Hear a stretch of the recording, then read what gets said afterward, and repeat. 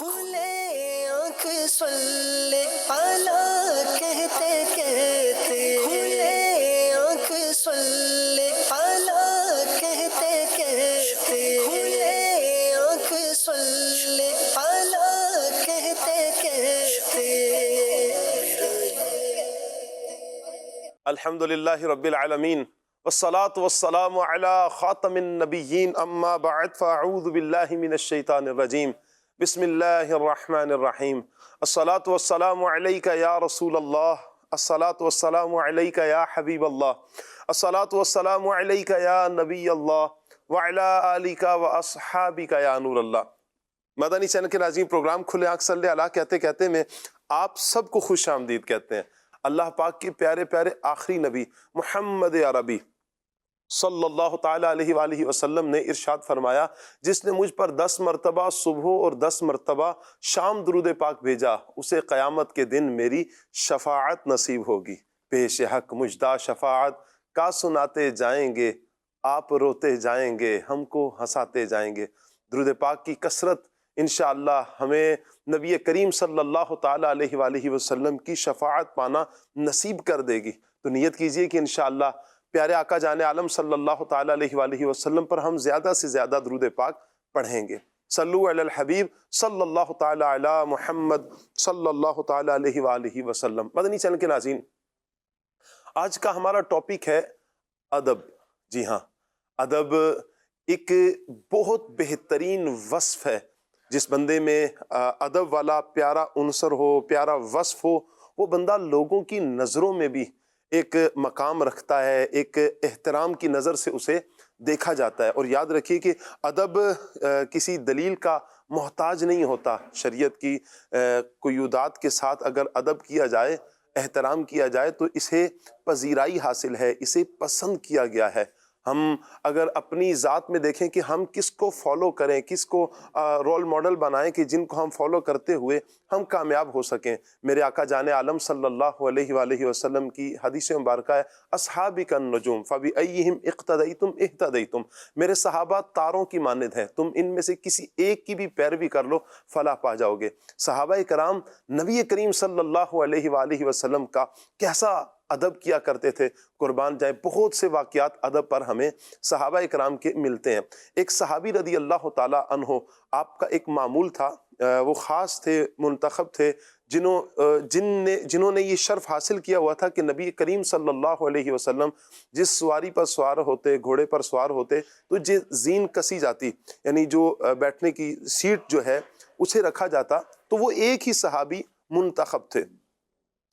نبی کریم صلی اللہ تعالیٰ علیہ وآلہ وسلم ایک مرتبہ تشریف فرما ہوئے تو آج ویسی کسی ہوئی محسوس نہیں ہو رہی۔ نبی کریم صلی اللہ علیہ وسلم نے دیکھا کہ یہ اس سیٹ کو کس نے کسا ہے، کس نے رکھا ہے گھوڑے کے اوپر، اس سیٹ کو بیٹھنے کی جو جگہ ہے اسے کس نے آج سیٹ کیا ہے۔ ایک صحابی نے عرض کی، یا رسول اللہ میں نے۔ نبی کریم علیہ السلام نے فرمایا تو جن کی ذمہ داری تھی انہوں نے آج نہیں کیا۔ جب نبی کریم علیہ السلام نے پوچھا کہ آپ نے آج یہ گھوڑے کے اوپر جو سیٹ ہے اسے کیوں نہیں باندھا، وہ عرض کرتے ہیں، یا رسول اللہ آج مجھ پر نہانا یہ ضروری تھا، غسل لازم تھا مجھ پر، میں یہ چاہتا نہیں تھا کہ میں اس حالت میں آپ کی مبارک سیٹ کو، آپ کی یہ جو مبارک زین ہے اسے میں کس دوں، یعنی گھوڑے پر جس پر آپ تشریف فرما ہوں گے، جس سیٹ پر تشریف فرما ہوں گے اسے میں ہاتھ لگاؤں، اور اس حالت میں کہ مجھ پر نہانا ضروری ہو، میں نے یہ پسند نہیں کیا، اس لیے آج کسی دوسرے صحابی نے یہ عمل کیا ہے۔ مدنی چینل کے ناظرین غور کیجئے، اس طرح کے اور بھی بہت سے واقعات ہیں کہ ایک حضرت ابو ہریرہ رضی اللہ تعالیٰ عنہ جب نبی کریم صلی اللہ علیہ وآلہ وسلم کو آتا ہوا دیکھتے ہیں تو آج راستہ تبدیل کر لیتے ہیں۔ ویسے تو صحابہ کرام تو نبی کریم صلی اللہ علیہ وسلم پر اپنی جانیں وارنے کے لیے، قربان کرنے کے لیے تیار ہر دم کھڑے ہیں، لیکن کیا ہے کہ آج حضرت ابو ہریرہ رضی اللہ تعالیٰ عنہ راستہ سے ہٹ گئے ہیں۔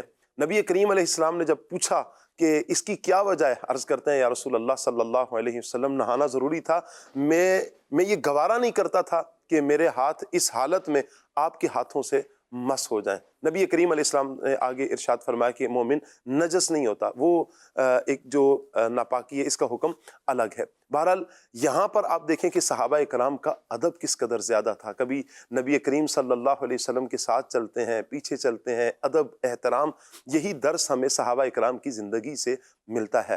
آج کا انشاءاللہ ٹاپک ہمارا ادب رہے گا۔ مدنی چینل کے ناظرین ہمارے ساتھ جڑے رہیے، پروگرام مکمل دیکھنے کی نیت کیجیے۔ انشاءاللہ آج ادب کے حوالے سے ہم نے بہت کچھ سیکھنا ہے۔ ادب کیا ہے، کس کس کا ادب کیا جائے گا؟ والدین کا ادب ہے، بڑے بہن بھائیوں کا ادب ہے، رشتہ داروں کا ادب ہے، بزرگوں کا ادب ہے، اپنے شیخ کا ادب ہے، اپنے دیگر افراد کا ادب ہے، منصب کا مقام کا ادب ہے۔ پھر ادب سے ہمیں ملتا کیا ہے، دنیاوی اعتبار سے کیا فوائد ہیں، اخروی اعتبار سے کیا فوائد ہیں، اور ہم صحابہ اکرام کی اہل بیت اطہار کی زندگیوں میں بھی آج انشاءاللہ ادب کے اس پہلو کو دیکھیں گے، لیں گے۔ آپ ہمارے ساتھ رہیں گے، انشاءاللہ بہت کچھ سیکھنے کا موقع ملے گا۔ مبلغین کو منچ پر دعوت دوں گا۔ پہلے تو سب سے پہلے قاری کاشان صاحب کو دعوت دوں گا، سیگمنٹ کی طرف بڑھیں گے، پیغام قرآن کی طرف انشاءاللہ، اور اس کے بعد پھر انشاءاللہ دیگر مبلغین کو ہم دعوت دیں گے۔ السلام علیکم ورحمۃ اللہ۔ کیسے ہیں کاشان بھائی آپ؟ صلی اللہ علیہ وسلم۔ آئیے مدنی چینل کے ناظرین سیگمنٹ کی طرف بڑھ رہے ہیں، اور سیگمنٹ ہے پیغام قرآن۔ آنکھ سلے پالا کہتے کہتے اعوذ باللہ من الشیطان الرجیم۔ اللہ کی پناہ مانگتا ہوں میں شیطان مردود سے۔ بسم اللہ الرحمن الرحیم۔ اللہ کے نام سے شروع جو نہایت مہربان رحمت والا ہے۔ ربنا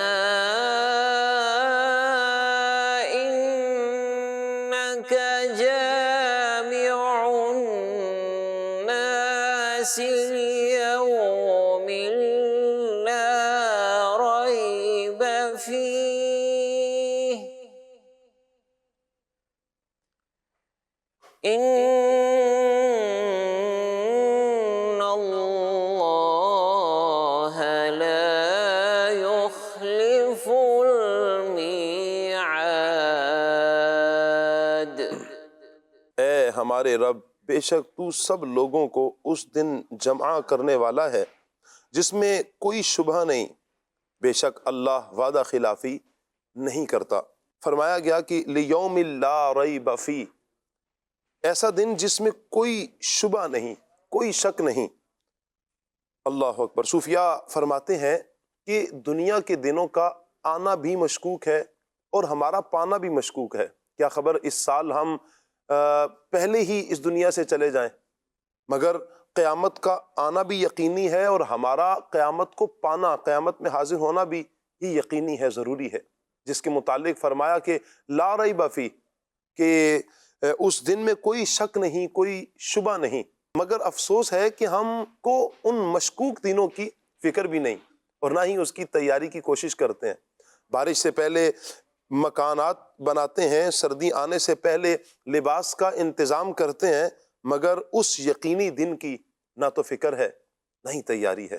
اگر ہم اس دن کی فکر اور تیاری کرتے ہیں تو اللہ پاک ان فکروں سے ہمیں آزاد کر دے گا۔ آیت مبارکہ میں اللہ پاک کا ایک بڑا پیارا اسم اسماء الحسنہ میں سے ایک خوبصورت نام پاک جامع یہ استعمال ہوا۔ آئیے اس کے بارے میں بھی کچھ سن لیتے ہیں۔ یا جامعو، جس کے عزیز و اقارب اختلاف کی وجہ سے جدا ہو گئے ہو، ناراضی ہو گئی ہو، تو چاشت کے وقت غسل کر کے آسمان کی طرف منہ کر کے 10 بار اس اسم کو یا جامعو پڑھنا ہے۔ ہر بار ایک انگلی کو بند کرتے جائیں گے، یا جامعو ایک انگلی کو بند کر دیں گے، یا جامعو ایک انگلی کو بند کر دیں گے۔ تو اس طرح 10 مرتبہ پڑھ کر پھر اپنے ہاتھ اپنے منہ پر پھیر دیں، انشاءاللہ عز و جل تھوڑے ہی عرصے میں جو ناراضی ہے، جو اختلاف ہے، یہ ختم ہو جائے گا۔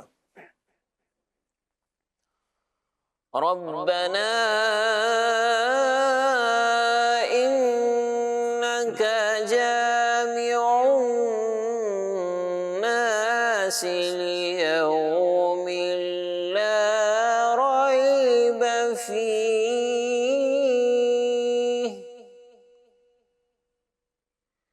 ان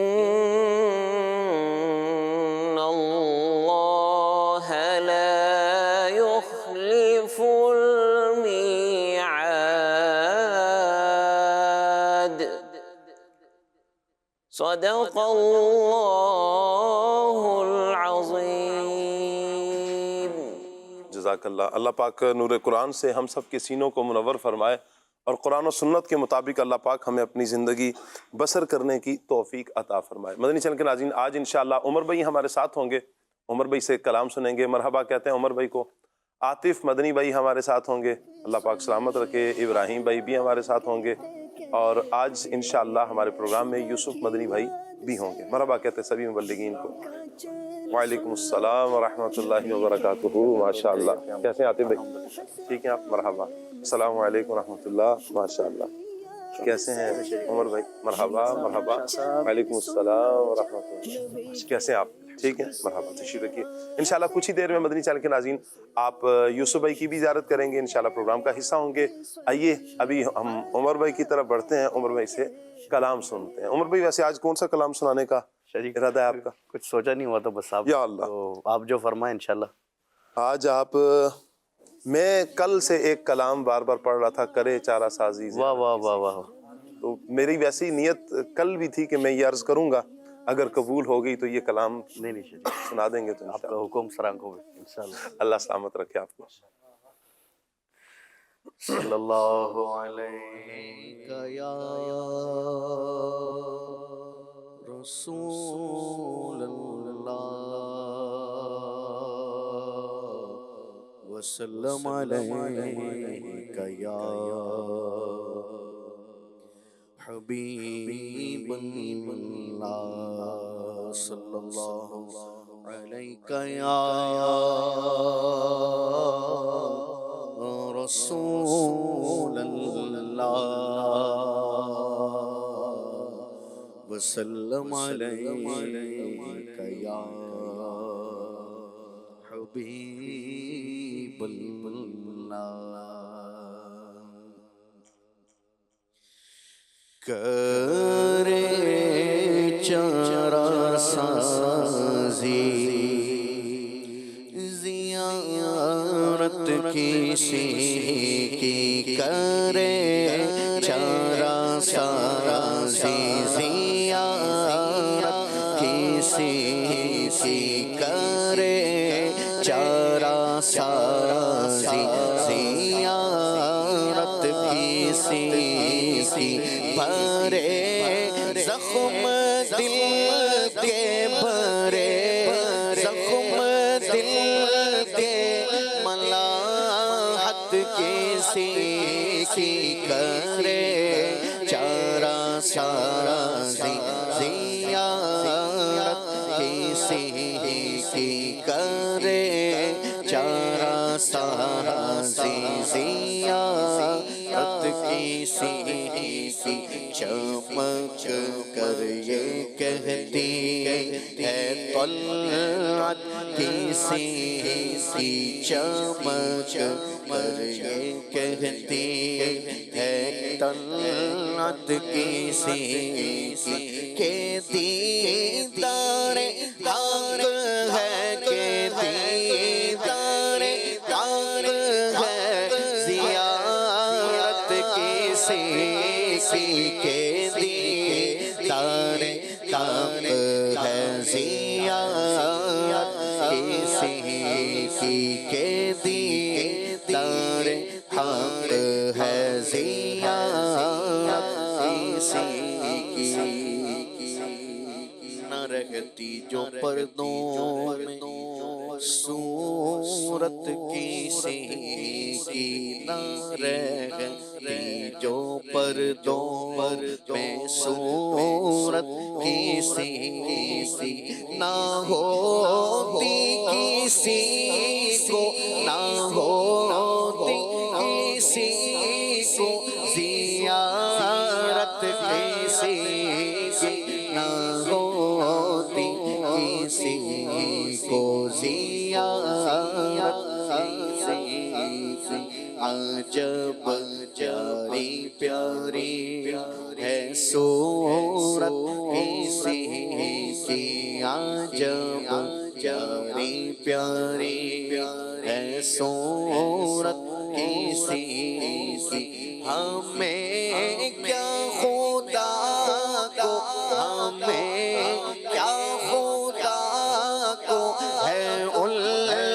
کسی کی ہمیں کیا خدا تو ہے الفت کسی کی اور ابھی پار ہوں ڈوبنے والے بیڑے ابھی پار ہوں ڈوبنے والے بیڑے ابھی پار ہوں ڈوبنے والے بیڑے سہارا لگا دے سہارا لگا دے جو رحمت کسی کی سہارا لگا دے جو رحمت کسی کی سہارا لگا دے جو رحمت کسی کو کسی سے ہوئی ہے نہ ہوگی کسی کو کسی سے ہوئی ہے نہ ہوگی خدا کو ہے جتنی خدا کو ہے جتنی محبت کسی کی خدا کو ہے جتنی محبت کسی کی رہے دل کسی کی محبت میں ہر دم رہے دل کسی کی محبت میں ہر دم رہے دل میں ہر دم رہے دل میں ہر دم محبت کسی کی رہے دل میں ہر دم محبت کسی کی دم حشر آسی فضل رہے ہیں دم حشر آسی فضل رہے ہیں دم حشر آسی فضل رہے ہیں شفاعت کسی کی شفاعت کسی کی ہے رحمت کسی کی شفاعت کسی کی ہے رحمت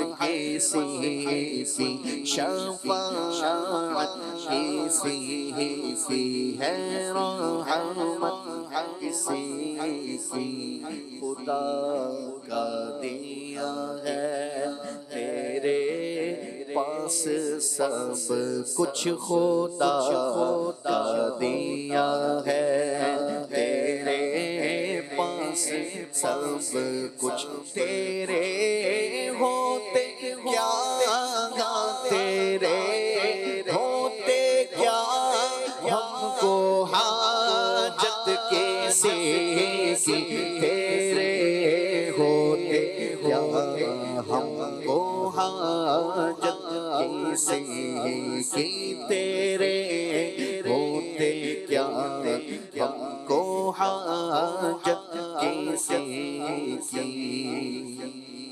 اور زمانے کی دولت تو نہیں پاس پھر بھی زمانے کی دولت نہیں پاس پھر بھی زمانے میں بڑھتی زمانے میں بڑھتی ہے دولت کسی کی زمانے میں بڑھتی ہے دولت کسی کی نہ پہنچے جب تک گناہگار ان کے نہ پہنچیں گے جب تک گناہگار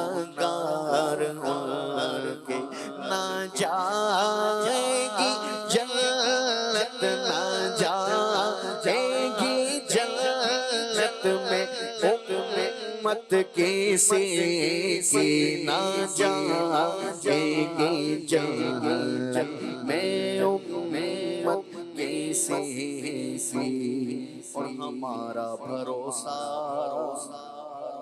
ہمارا سہارا ہمارا بھروسہ ہمارا سہارا شفاعت کسی کی شفاعت کسی کی حمایت کسی کی شفاعت کسی کی حمایت کسی ہمیں ہے کسی کی شفاعت کی خاطر ہمیں ہے کسی کی شفاعت کی خاطر ہماری ہی خاطر ہماری ہی خاطر شفاعت کسی کی ہماری ہی خاطر شفاعت کسی کی ستم کارو سیاہ کارو خطا کارو جفا کارو ہمارے دامن رحمت میں آ جاؤ کہاں تم ہو ہماری ہی خاطر شفاعت کسی کی ہماری ہی خاطر شفاعت کسی کی اور مصیبت زدو شاد ہو تم کے ان سے مصیبت زدو شاد ہو تم کے ان سے مصیبت زدو شاد ہو تم کے ان سے لوگ آیا میرا حامی میرا غم خار امم آ گئی جا تن بے جا میں آنا کیا ہے مصیبت زدو شاد ہو تم کے ان سے مصیبت زدو شاد ہو تم کے ان سے نہیں دیکھی جاتی نہیں دیکھی جاتی مصیبت کسی کی نہیں دیکھی جاتی مصیبت کسی کی نہیں دیکھی جاتی مصیبت کسی کی ہم ایسے گنہگار ہیں زہد والو ہم ایسے گنہگار ہیں زہد والو ہماری مدد پر ہماری مدد پر ہے رحمت کسی کی ہمارے مدد پر ہے رحمت کسی کی بھرے جائیں گے خلد میں اہل عصیان بھرے جائیں گے خلد میں اہل عصیان نہ جائے گی خالی نہ جائے گی خالی شفاعت کسی کی نہ جائے گی خالی شفاعت کسی کی کل قیامت کے دن میرے آقا جان عالم صلی اللہ تعالیٰ علیہ وآلہ وسلم کا انداز شفاعت کیا ہوگا؟ اعلیٰ حضرت امام علیہ سنت نے ایک تخیل پیش کیا جیسے کمر کستا ہے بندہ اور چادر باندھ کر اور آستین اوپر کر لیتا ہے اور پھر وہ ایک اہم کام کی طرف نبی کریم صلی اللہ علیہ وسلم اپنے گناہگار امتیوں کی اس قدر شفاعت فرمائیں گے کبھی تو میزان عدل پر ہوں گے، وہاں پر اپنے گناہگار امتیوں کے نامہ اعمال میں درود پاک کی پرچی رکھیں گے، انہیں پار لگائیں گے۔ کبھی تو رب سلم کی صداؤں کے ساتھ اپنے گناہگار امتیوں کو پل صراط سے پار کرائیں گے، کبھی تو اپنے غلاموں کو چھلکتے ہوئے جام پلائیں گے۔ بعض روایات میں تو یوں کہ پیارے آقا صلی اللہ علیہ وسلم اپنے امتیوں کو جہنم سے نکالیں گے، داروغہ جہنم کہیں گے یا رسول اللہ آپ نے تو کچھ بھی نہیں چھوڑا، اپنے سارے غلاموں کو آپ نے باہر نکال لیا۔ یعنی اتنی رحمت میرے آقا جان عالم صلی اللہ علیہ وآلہ وسلم کی جوبن پر ہوگی، اور اس انداز میں میرے آقا جان عالم صلی اللہ علیہ وسلم شفاعت فرمائیں گے، پھر ہم کیوں نہ کہیں آئے ہائے۔ بھرے جائیں گے خلد میں اہل سیاہ، بھرے جائیں گے خلد میں اہل سیاہ، نہ جائے گی خالی، نہ جائے گی خالی شفاعت کسی کی، نہ جائے گی خالی شفاعت کسی کی۔ یعطیک ربک فترضی، ان قریب آپ کا رب آپ کو اتنا دے گا کہ محبوب آپ راضی ہو جائیں گے۔ اور محبوب کیا عرض کرتے ہیں، میں اس وقت تک راضی نہیں ہوں گا جب تک میرا ایک امتی بھی باہر رہ جائے، میں تب راضی ہوں گا جب سارے میرے امتی جنت میں چلے جائیں۔ ترکانے ڈالی ہیں باہیں گلے میں، ترکانے ڈالے ہیں باہیں گلے میں، ترکانے ڈالے ہیں باہیں گلے میں، کہ ہو جائے راضی، کہ ہو جائے راضی طبیعت کسی کے، ہو جائے راضی طبیعت کسی کی، کہ ہو جائے راضی طبیعت کسی کی۔ خدا سے دعا ہے کہ ہنگام رخصت، خدا سے دعا ہے کہ ہنگام رخصت، زبان حسن پر، زبان حسن پر ہو مدحت کسی کی، زبان پر ہو مدحت کسی کی، کرے چرا سازی کسی کی۔ سبحان اللہ، قربان جائیں نبی کریم صلی اللہ تعالیٰ علیہ وآلہ وسلم کی اداؤں پر، قربان جاؤں پیارے آقا جان عالم صلی اللہ تعالیٰ علیہ وآلہ وسلم کی شفاعت فرمانے پر۔ کل قیامت کے دن نبی کریم صلی اللہ علیہ وسلم کا ایک انداز تو یہ ہوگا کہ جب سارے لوگ انبیاء کرام علیہم السلام کی بارگاہ سے ہوتے ہوئے حضور کی بارگاہ میں حاضر ہوں گے، انبیاء تو یہ فرما رہے ہوں گے اذهبوا الی غیری، اذهبوا الی غیری، اس وقت آنا لہا میرے حضور کی زبان پر ہوگا، حضور سجدہ فرمائیں گے اور طویل سجدہ فرمائیں گے، اللہ کی حمد بیان کریں گے، اللہ کی بارگاہ میں ان گناہگار امتیوں کے لیے حضور آنسو بہائیں گے، حضور روئیں گے، اللہ اکبر۔ رب فرمائے گا محبوب سجدے سے سر اٹھائیں، ارفع راسک یا محمد، اے محبوب آپ سجدے سے سر اٹھائیں، آپ سوال کیجئے آپ کو دیا جائے گا، آپ مانگی آپ کو دیا جائے گا، آپ شفاعت کیجئے آپ کی شفاعت قبول کی جائے گی۔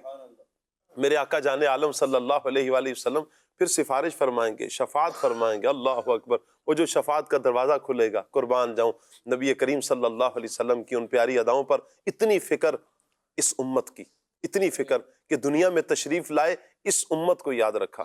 ساری زندگی نبی کریم صلی اللہ علیہ وآلہ وسلم کی اگر دیکھیں تو امت کا غم پیارے آقا صلی اللہ علیہ وآلہ وسلم کو رلاتا ہے۔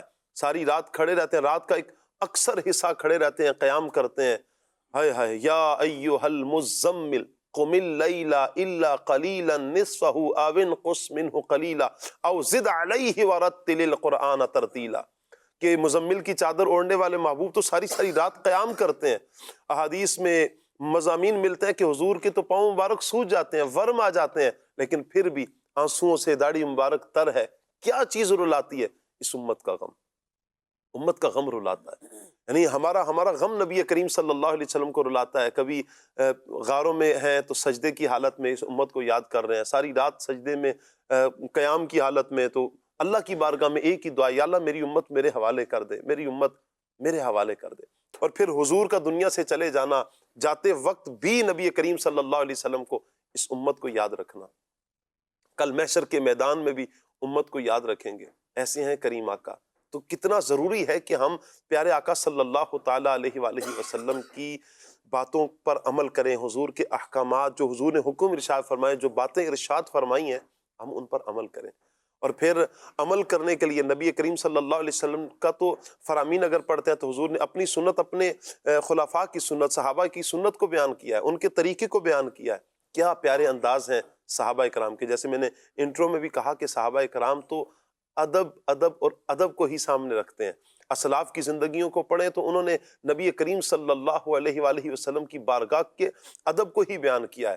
یعنی یوں کہیں کہ اونچی سانس لینے سے بھی صوفیاء کہتے ہیں کہ وہاں پر اونچی سانس بھی نہ لو، کہیں یہ بھی بے ادبی میں نہ آ جائے۔ حضور کی بارگاہ کا ادب، نبی کریم صلی اللہ تعالیٰ علیہ وآلہ وسلم کی شریعت مطہرہ کا ادب، ہر صورت میں ہمیں دین ادب کا ہی درس دیتا ہے۔ انشاءاللہ آج کا ہمارا ٹاپک ادب رہے گا۔ ادب پر انشاءاللہ ہم مبلغین سے بھی گفتگو کریں گے۔ مدنی چینل کے ناظرین، آپ سے گزارش ہے کہ آپ ہمارے ساتھ جڑے رہیں گے، پروگرام اول سے آخر تک دیکھنے کی نیت کیجئے۔ انشاءاللہ بہت کچھ آج سیکھنے کا موقع ملے گا۔ یوسف بھائی کی طرف بڑھیں گے۔ یوسف بھائی، ادب کیا ہے اور اس کی اہمیت دین اسلام کی روشنی میں کیا ہے؟ ارشاد فرمائیں۔ بسم اللہ الرحمن الرحیم۔ ہمارے دین اسلام جس کی بہت عظیم تعلیمات ہیں، اس میں سے ایک بہت بڑی عظیم تعلیم اور جو تربیت ہمیں دیتا ہے دین اسلام، وہ یہ ہے کہ جو ہے ایک مسلمان باادب ہونا چاہیے۔ جی۔ اور ادب جو ہے اس کے بارے میں ہمارے بزرگان دین فرماتے ہیں کہ الادب دینہ کلہ، واہ واہ۔ یعنی پورا کا پورا ہمارا جو دین اسلام ہے وہ ادب پر، آداب پر مشتمل ہے۔ اللہ رب العزت ہمارا خالق و مالک ہے، اس کی بارگاہ کے آداب ہیں، اس کی ذات کا ادب اور احترام ہے۔ اس کے بعد رسولان عظام ہیں، فرشتے ہیں، اور معظمات دینیہ اور مقامات دینیہ، یعنی کہ وہ ہستیاں جن کو اللہ تعالیٰ نے کوئی عزت اور مقام اور مرتبہ عطا فرمایا ہے۔ جی۔ اسی طرح سے وہ مقامات جن کو اللہ پاک نے کوئی عزت، مقام اور مرتبہ عطا فرمایا ہے۔ اسی طرح سے وہ ایام اور وہ لمحات اور وہ زمانہ اور وہ وقت جس کو اللہ تبارک و تعالیٰ نے کوئی مقام اور مرتبہ عطا فرمایا ہے۔ ان تمام چیزوں کا ادب اور احترام کرنا یہ انتہائی ضروری ہے۔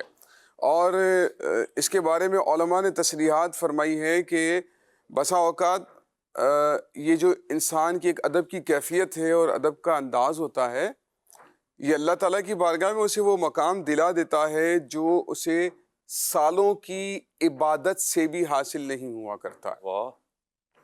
ایک بہت بڑی مثال دیکھتے ہیں کہ اللہ رب العزت نے جب ارشاد فرمایا وَإِذْ قَالَ رَبُّكَ لِلْمَلَائِكَةِ اسْجُدُوا لِآدَمَ فَسَجَدُوا إِلَّا إِبْلِيسَ۔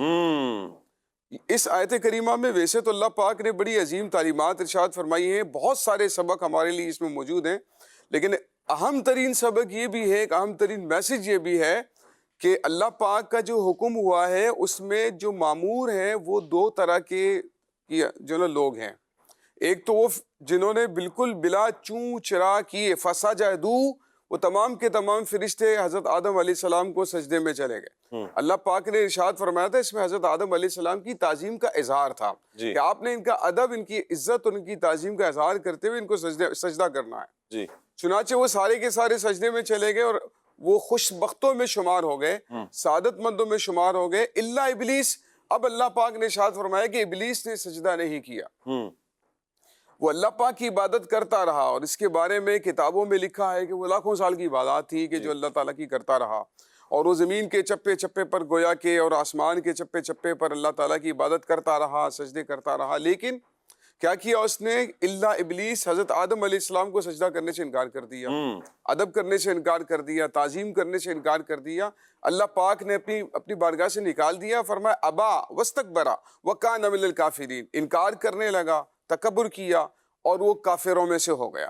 ایک یہاں پر ایک ضمناً بات بھی عرض کرتا چلوں، ایک بار حضرت موسیٰ علیہ السلام کلام کرنے کے لیے تشریف لے کر جا رہے تھے اللہ تعالیٰ سے، اللہ تعالیٰ سے کلام کرنے کے لیے جا رہے تھے، راستے میں شیطان مل گیا، تو شیطان کہنے لگا حضور آپ اللہ سے بات کرنے کے لیے کلام کرنے کے لیے جا رہے ہیں، میرا پیغام بھی اللہ تعالیٰ سے عرض کر دیں۔ تو اللہ پاک حضرت موسیٰ علیہ السلام فرمانے لگے کہ کیا بات ہے؟ اس نے کہا حضور میں اللہ کی بارگاہ میں توبہ کرنا چاہتا ہوں، آپ اللہ تعالیٰ سے عرض کر دیں کہ کیا میری توبہ قبول ہو سکتی ہے؟ حضرت موسیٰ علیہ السلام خوش ہو گئے، فرمایا کہ یہ تو توبہ کرنا چاہ رہا ہے، اللہ تعالیٰ کی بارگاہ میں اس کی بات پیش کر دیتا ہوں۔ آپ اللہ تعالیٰ کی بارگاہ میں کلام کرنے کے لیے گئے، یا اللہ وہ شیطان تجھ سے توبہ کرنا چاہتا ہے، اس کی توبہ قبول ہو جائے گی؟ اللہ پاک نے ارشاد فرمایا بالکل توبہ قبول ہو جائے گی، اسے کہو کہ آج بھی حضرت آدم علیہ السلام کی قبر پر جا کر سجدہ کر لے، اس کی توبہ کو قبول کر لوں گا۔ اللہ اکبر۔ تو جب حضرت موسیٰ علیہ السلام تشریف لے کر آئے، فرمایا بھئی اللہ پاک نے فرمایا کہ تمہاری توبہ قبول ہو جائے گی، آدم علیہ السلام کی قبر پر جا کے سجدہ کر دو۔ اس نے کہا پہلے سجدہ نہیں کیا تو اب کیوں کروں گا؟ سجدہ کرنا ہوتا تو پہلے ہی کر لیتا، تو اس کی توبہ بھی قبول نہیں ہونی تھی۔ پھر تکبر کیا، تو پھر تکبر کیا، اس کے دل میں وہ بے ادبی، وہ تکبر موجود ہے جس کی وجہ سے وہ مردود بارگاہ ہی رہا ہے۔ لیکن جو فرشتے تھے وہ سعادت مند ہو گئے اور حضرت آدم علیہ السلام کو سجدہ کر کے ایک ادب کا انہوں نے اظہار کیا، جس کی بنا پر اللہ پاک نے خوش بختی کا صحرا ان کے سروں پر باندھا۔ تو جو ادب اور احترام ہے وہ انسان کو وہ مقام دلا دیتا ہے جو برسوں کی عبادت سے نہیں ملتا، اور بے ادبی لمحہ بھر کی برسوں کی عبادت کو ضائع کرو۔ اللہ اکبر۔ اسی لیے ہمیں یہ پیش نظر رکھنا چاہیے کہ اپنے دل میں جو ہے وہ ادب اور احترام رکھیں، جس چیز کا بھی مقام، اس کی شان کو ہمارا دین بیان کرتا ہے، اللہ پاک کی شان کے حوالے سے اس کے بارے میں جب کوئی کلام کرنا ہے تو عظیم سے عظیم الفاظ کا چناؤ ہونا چاہیے، خوبصورت سے خوبصورت اسلوب کے اندر اس کی شان کو بیان کرنا چاہیے۔ انبیاء کرام کی بات کریں یا صحابہ کرام کی بات کریں، اہل بیت عظام کی بات کریں یا جناب استاذ کی بات کریں، والدین کی بات کریں، فرداً فرداً ہم کوشش کریں گے ہر ایک پر ایک الگ الگ انداز پر گفتگو کریں، تاکہ جو ہے ہمیں پتہ چلے کہ ان ہستیوں کا ادب اور احترام ہمیں کس طرح سے کرنا چاہیے۔ عافیت فرمائے اللہ ہم سب کو با ادب بنائے، اور جن مقدسات کا ادب کرنا ہے ہم نے، اللہ ہمیں ادب نصیب فرمائے۔ ہم بس ایک دعا اللہ پاک کی بارگاہ مدنی چینل کے ناظرین کریں، ادب۔ واقعتاً بڑی پیاری بات یوسف بھائی نے کی کہ ادب ہی ہے، احترام تعظیم ہی ہے کہ جو بندے کو وہ مقام بعض اوقات دلا دیتی ہے کہ بندہ ساری زندگی اگر عبادت کرتا رہے تو شاید اس مقام تک نہ پہنچے، لیکن ادب اس مقام تک جلدی پہنچا دیتا ہے۔ یوں کہہ لیں کہ پہنچ جائے، لیکن یہ ایسا عمل ہے کہ جس کی وجہ سے جلدی وہ مقام بندہ حاصل کر لیتا ہے۔ اور بے ادبی لمحہ بھر کی مختصر سی چھوٹی سی بے ادبی ساری زندگی کی عبادات کو ضائع کر دیتی ہے۔ شیطان نے بہت عبادتیں کی تھیں۔ یاد رکھیں کہ اللہ پاک نہ کسی کی عبادت کا محتاج تو نہیں ہے، کسی کی عبادت کا رب محتاج نہیں ہے۔ تو یہ تو ہماری خوش بختی ہے کہ ہم عبادت کر کے، ہم اللہ کی بارگاہ میں سر بسجود ہو کے، اللہ کے بندے ہو کر، ہم اللہ کی بندگی کر کے ہم اپنی آخرت، اپنی عاقبت، اپنی دنیا اور آخرت کو سنوار رہے ہیں۔ یہ تو ہماری خوش قسمتی ہے، جو عبادت کر رہے ہیں یہ ہماری خوش قسمتی ہے، اللہ پاک محتاج نہیں۔ تو یہ تو رب تعالیٰ آزماتا بھی ہے نا پھر بندوں کو، اپنی مخلوق کو پھر آزماتا بھی ہے کہ میری اس آزمائش پر کون ثابت قدم رہتا ہے۔ شیطان کو آزمایا گیا، نہ اہل رہا، ناکام رہا، تعظیم کا حکم دیا گیا، نبی کی تعظیم، اور اس نے نبی کی تعظیم نہیں کی۔ اللہ عافیت فرمائے، اور اللہ پاک ہمیں صحیح معنوں میں ادب کرنے کی توفیق عطا فرمائے۔ ابراہیم بھائی میں چاہوں گا کہ ہمیں کچھ یہ ارشاد فرمائیں کہ ادب جو ہے کن کن ہستیوں کا کرنا ہے، کس حد تک تعظیم ہے، کن کی تعظیم کرنی ہے اور کن کی تعظیم، بلکہ یہی ارشاد فرما دیں کن کی تعظیم کی جائے گی، اور پھر جیسے قرآن پاک ہے میں چاہوں گا پھر اس پر بھی آپ روشنی ڈالیں۔ پہلے ہمیں یہ کانسیپٹ کلیئر ہونا کہ ان کی تعظیم کرنی ہے، پھر قرآن پاک ہے، دیگر چیزیں، پھر انشاءاللہ ہم اس پر بھی گفتگو کرتے ہیں۔ بسم اللہ الرحمن الرحیم۔ قبلہ شاہ صاحب، ادب جو ہے وہ دین اسلام کا ایک اہم اور بڑا بنیادی جو ہے وہ موضوع ہے، اور جیسا کہ قبلہ استاد صاحب فرما رہے تھے کہ دین اسلام پورے کا پورا ادب پر مشتمل ہے، اور جس کے اندر ادب نہیں ہے اس کے اندر ایمان ہی نہیں ہے، یہاں تک فرمایا گیا، فرمایا کہ لا ایمان لمن لا ادب لہو، جس کے پاس ادب نہیں ہے تو اس کا سرے سے ایمان ہی نہیں ہے۔ تو ادب کے بغیر تو ایمان ہی جو ہے وہ اس کا وجود ممکن نہیں ہے۔ اگر ہم بزرگان دین کو دیکھیں، اپنے دین اسلام کی پوری جو تعلیمات ہیں اور جو دین اسلام کی روایات ہیں ان کو اگر ہم دیکھیں تو دین اسلام کے اندر ادب ہی ادب ہے۔ انشاءاللہ اس پر میں کچھ مختصر سی گفتگو کرتا ہوں کہ ہم نے کن کن چیزوں کا ادب کرنا ہے اور احترام کرنا ہے۔ ویسے تو اختصار کے ساتھ اتنا بیان ہو ہی گیا کہ دین اسلام سے متعلق جو بھی چیزیں ہیں سب کا ادب ہی ہے، لیکن آپ ادب کی اہمیت کو ذرا اس بات سے ذرا سمجھیے کہ حضرت جلال الدین رومی رحمۃ اللہ تعالی علیہ ایک بڑی خوبصورت بات ارشاد فرماتے ہیں کردم از عقل سوالے کہ بگو ایمان چیست، میں نے عقل سے یہ پوچھا کہ ایمان کیا چیز ہے، تو کہتے ہیں عقل در گوش دلم گفتگو کہ ایمان ادب است، کہ ادب نے میرے دل کے اندر سرگوشی کی کہ ادب ہی ایمان ہے۔ وہی بات کہ اگر ادب ہے تو پھر ایمان بھی موجود ہے، اور اگر ادب نہیں ہے تو پھر ایمان بھی نہیں ہے، یعنی ادب اور ایمان یہ لازم ملزوم ہے۔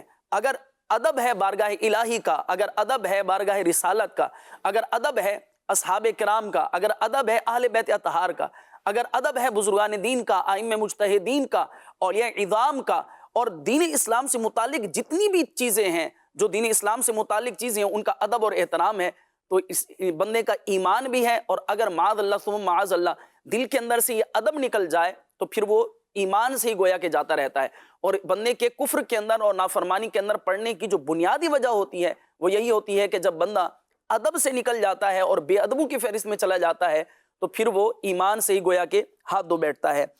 مولانا رومی رحمۃ اللہ تعالی علیہ ایک اور جگہ پر فرماتے ہیں بے ادب محروم گشت از فضل رب، بے ادب بندہ اللہ کے فضل سے محروم پھرتا رہتا ہے، کہ جو بندہ رب ذوالجلال جل جلالہ کے ادب سے جو بندہ ادب سے محروم ہو، اللہ پاک کی بارگاہ کے ادب سے، رسول کریم علیہ افضل و تسلیم کی بارگاہ کے ادب سے، اسی طرح دین اسلام کے اور جتنے بھی لوازمات ہیں ان کے ادب اور احترام سے جو بندہ محروم رہتا ہے تو وہ بندہ گویا کہ ایمان سے ہی چلا جاتا ہے۔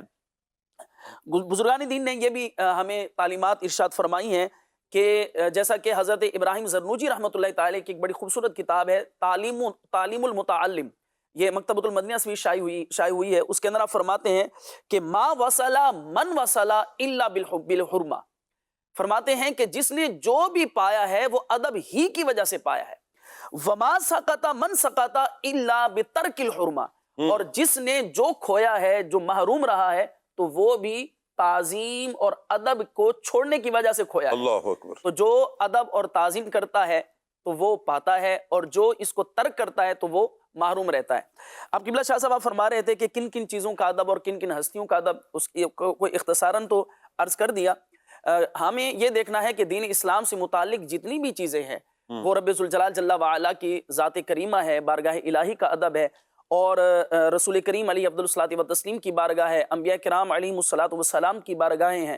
اسی طرح جو ہے وہ دین اسلام سے متعلق آپ دیکھیے کہ رسول کریم علیہ افضل و تسلیم کے بعد صحابہ کرام ہیں، اہل بیت اطہار ہیں، پھر اس کے بعد تابعین و تبع تابعین ہیں، اسی طرح اولیاء اعظام ہیں، ائمہ مجتہدین ہیں، کتابوں کا ادب ہے، بزرگان دین کا ادب ہے، اور جو ہے وہ اسی طرح قرآن پاک کا ادب ہے۔ تو یہ ساری چیزیں، ان سب کا ادب انسان کے دل کے اندر ہوگا تبھی وہ ہدایت ان سے حاصل کرے گا، اور اگر ادب ہی نہیں ہوگا تو ان سے ہدایت کیسے حاصل کرے گا؟ ایسے ہی ہے۔ تو دین اسلام پورے کا پورا ادب پر مشتمل ہے۔ اسی طرح ہم اگر اپنے جو ہے وہ اخلاقیات کو دیکھیں کہ دین اسلام نے ہمیں جو تعلیمات دی ہیں تو والدین کا بھی ادب ہے، بڑے بھائی کا بھی ادب ہے، یہاں تک کہ جس بندے کے ساتھ کوئی تعلق اور رشتہ داری نہیں ہے لیکن وہ ہم سے عمر میں بڑا ہے تو اس کی بھی حرمت اور اس کی بھی تعظیم اسلام نے بیان فرمایا۔ آپ جو ہے وہ عمر کے تقاضے کو بھی چھوڑ دیجئے، ایک مسلمان کا بھی ادب اور احترام ہمیں اسلام سکھاتا ہے۔ کیا بات ہے! ایک مسلمان کے ساتھ کیسا تعلق رکھنا ہے ایک مسلمان ہونے کے ناطے، یہاں تک کہ ارشاد فرمایا کہ ایک مسلمان کی عزت کعبے کی حرمت سے بھی بڑھ کر ہے۔ اللہ اکبر۔ اب آپ غور فرمائیے کہ پھر دین اسلام کے اندر ادب کی کس قدر اہمیت ہے۔ اب اگر ہم قرآن پاک پر خاص طور پر آپ نے ارشاد فرمایا کہ قرآن حکیم کے حوالے سے اگر ہم گفتگو کریں تو قرآن حکیم اللہ تبارک و تعالی جل جلالہ کا کلام ہے، اور یہ اہل علم جانتے ہیں کہ کلام صفت باری تعالیٰ ہوتا ہے اور قرآن عظیم کی اہمیت ہر مسلمان کے دل کے اندر ہے. یعنی اگر ہم آج کے اس گئے گزرے دور کے اندر بھی دیکھیں نا شاہ صاحب, تو اگرچہ بے راہ روی اور جو ہے وہ دین اسلام کے ساتھ جو وابستگی ہے اس کے اندر کمزوری ہر گزرتے دور کے اندر آتی چلی جا رہی ہے, لیکن اس کے باوجود بحمد اللہ تعالیٰ آج بھی مسلمانوں کے دلوں کے اندر قرآن کی عظمت, قرآن کا ادب, قرآن کا احترام موجود ہے. قرآن کا ادب کیا ہے؟ سوال یہ ہے کہ قرآن کا ادب کیا ہے, کہ صرف اس کو چوم لینا ہی ادب ہے, یا اس کو پڑھنا پڑے گا, اس کے احکامات پر عمل کرنا بھی ادب کہلائے گا, اس کی تعظیم کرنا بھی ادب کہلائے گا, اسے چومنا, اسے سینے کے ساتھ لگانا, دیگر کتابوں سے ممتاز رکھنا, یہ بھی ادب آئے گا؟ اس قرآن کے ادب میں کیا کیا آئے گا؟ جی قبلہ شاہ صاحب, قرآن پاک کا سب سے پہلا اور بنیادی ادب تو یہ ہے کہ اسے تسلیم کرے کہ یہ اللہ پاک کا کلام ہے. واہ, سب سے پہلے تو ماننا ہی ادب. کیا بات ہے, ماننا ہی ادب, زبردست. تو سب سے پہلی اور بنیادی بات تو یہ ہے کہ یہ کلام باری تعالیٰ ہے, اور دین اسلام کا ماننے والا یقیناً اسے اللہ تبارک و تعالی اسے ایمان ہوتا ہے کہ یہ اللہ پاک کا کلام ہے. تو سب سے پہلا اور بنیادی ادب تو یہی ہے کہ اس کو مانا جائے, اور پھر اس کے بعد جو اگلا مرحلہ ہے وہ قرآن پاک کی تعلیمات پر عمل کرنا ہے, کہ قرآن پاک سمجھے. اور ایک مسلمان کو قرآن پاک پڑھنا بھی آنا چاہیے, اور قرآن پاک کی تعلیمات کیا ہیں اسے بھی سیکھنا چاہیے. یقینی طور پر ہر مسلمان, یعنی آج کے اس دور کے اندر یہ بات درست ہے کہ بھائی مصروفیات بہت زیادہ ہیں, کمانا بھی ہے, تو بچوں کے پیٹ بھی پالنا ہے, تو ضروریات زندگی بھی اپنی جگہ پر ہیں, لیکن ہم مسلمان ہیں. ہمیں اپنے قرآن کو پڑھنا بھی لازمی ہے اور اسے سمجھنا بھی ضروری ہے. دیکھیں دنیاوی ترقی کرنے کے لیے جہاں ہم اتنی ساری اسٹرگلز کرتے ہیں, اتنی ساری محنت کرتے ہیں, اور جو ہے وہ اسکول, کالج, یونیورسٹی, اور اس کے بعد آگے جس سے آگے بڑھتے چلے جاتے ہیں, آفس میں جاب کر رہے ہیں تو ملازمت کر رہے ہیں, وہ اپنی جگہ پر درست ہے, اس کی ضروریات بھی اپنی جگہ پر ہیں, لیکن قرآن حکیم پر ایمان لانا, قرآن پاک کو پڑھنا, یعنی شاہ صاحب ایسا معاملہ ہے کہ بسا اوقات لوگ انتہائی اعلیٰ درجے کی ڈگری ان کے پاس موجود ہوتی ہے, کئی زبانوں پر عبور ہوتا ہے. میں ان کی مذمت نہیں کر کے کہ زبانیں نہیں آنے چاہیے یا انہیں جو ہے وہ اچھی تعلیم ان کی نہیں ہونی چاہیے, لیکن قرآن پاک اگر پڑھنا نہیں آتا تو بھائی آپ نے پوری زندگی خراب کر دی نا اپنی. ان معنوں میں کہہ رہا ہوں کہ اگر مسلمان ہے اور اسے قرآن پاک ہی پڑھنا نہیں آتا, یعنی ایسے لوگ موجود ہیں کہ اعلیٰ ترین تعلیم یافتہ ہیں لیکن اس کے باوجود قرآن پاک دیکھ کر پڑھنا انہیں نہیں آتا.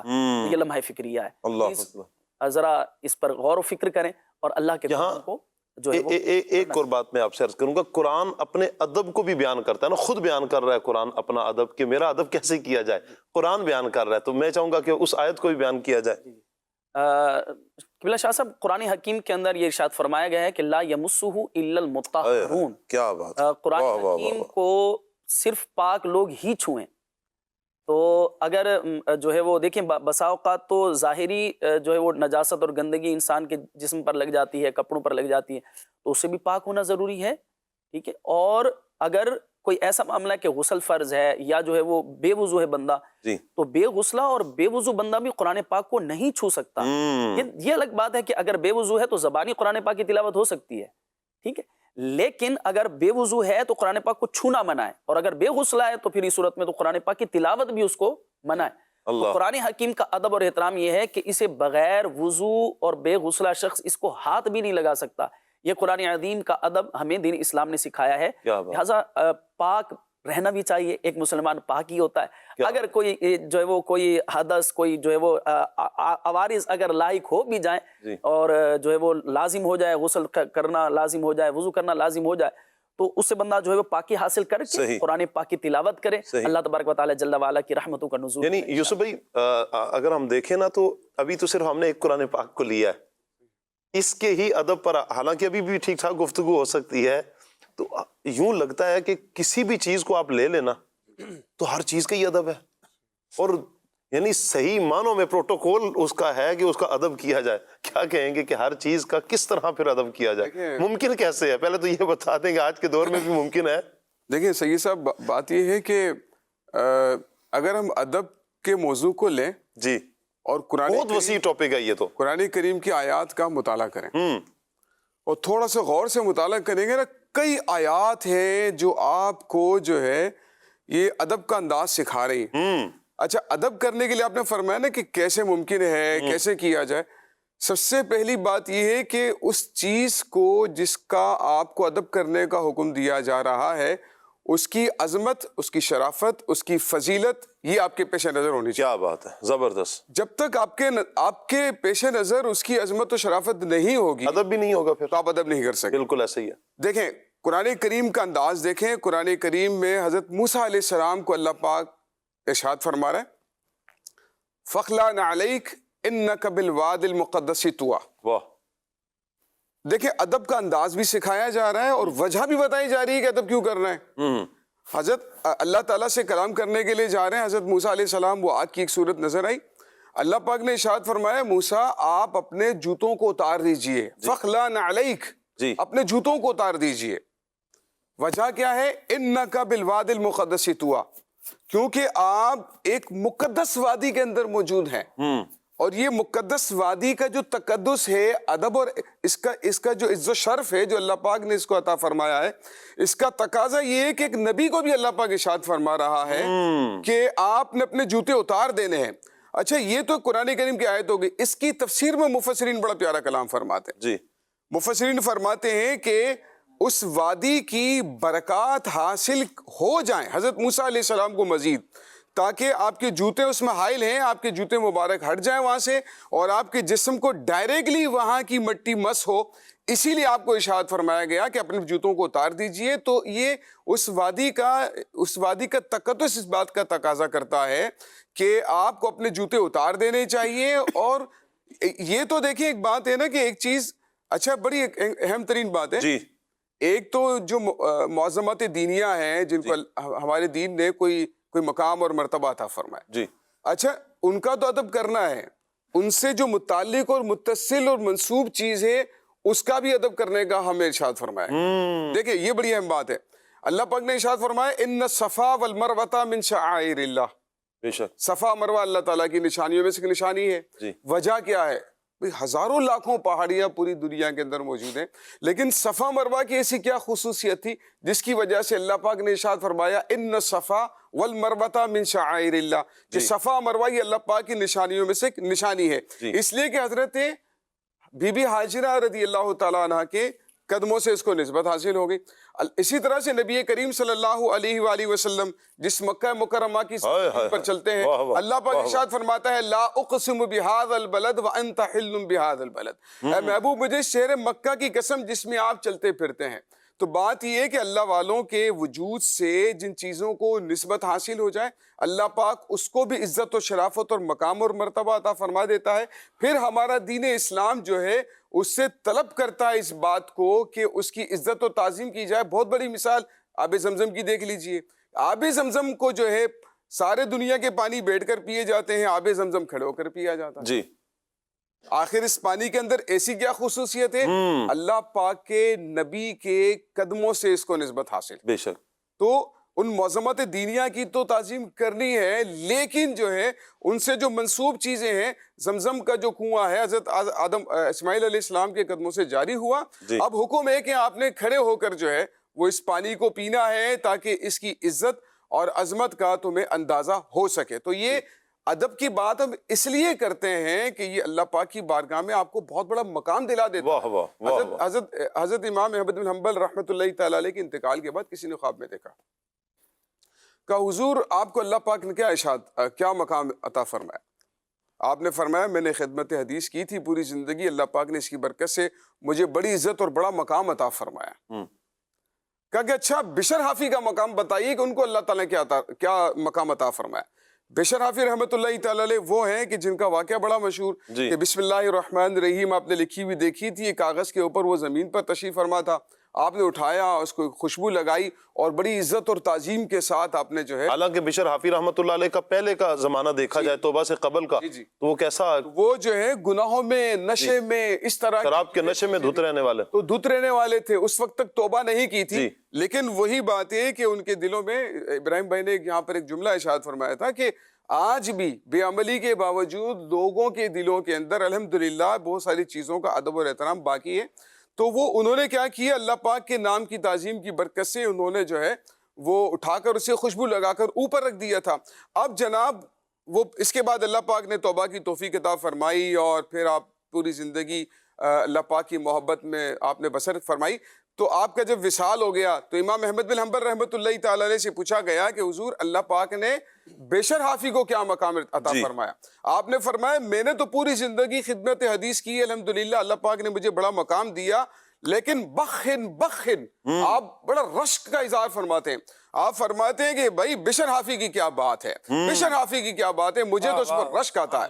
میں نے دیکھا فرماتے ترکتہ بین یدی الکریم، ترکتہ بین یدی الکریم. میں نے دیکھا، میں جب وہاں سے آیا اللہ پاک کی بارگاہ میں وہ موجود تھے.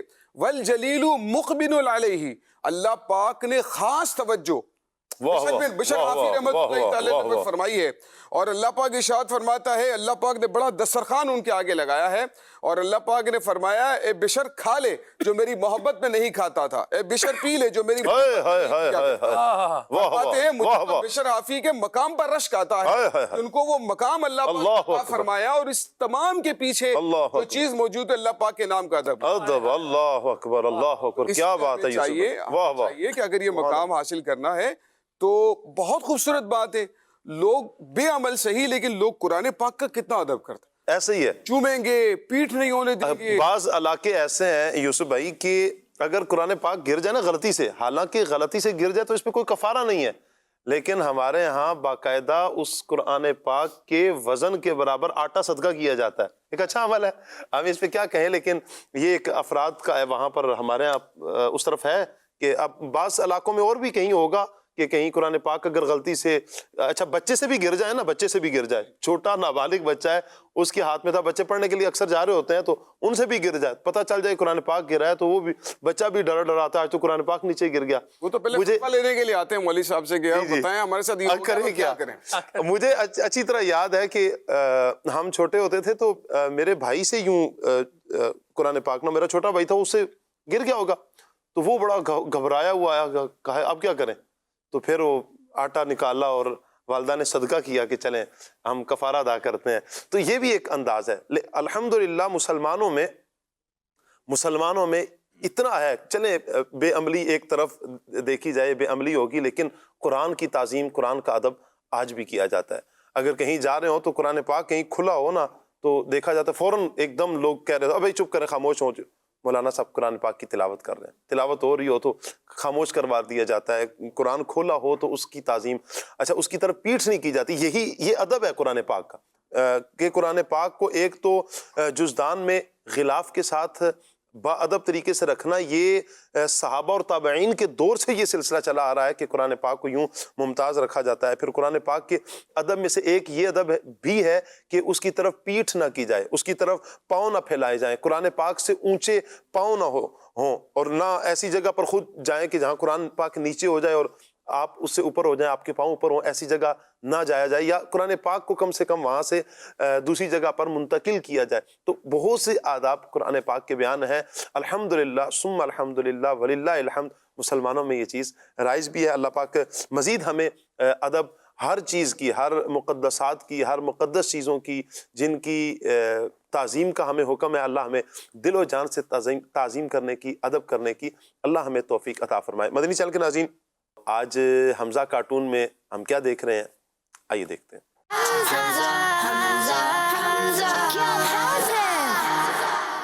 پیارے بچوں، اللہ پاک نے چاند کو کتنا حسین بنایا ہے، رات کے اندھیرے میں بھی ارد گرد کو روشن کر دیتا ہے. یہی چاند ہمارے پیارے نبی حضرت محمد صلی اللہ علیہ وسلم کے دور میں بھی چمکتا تھا.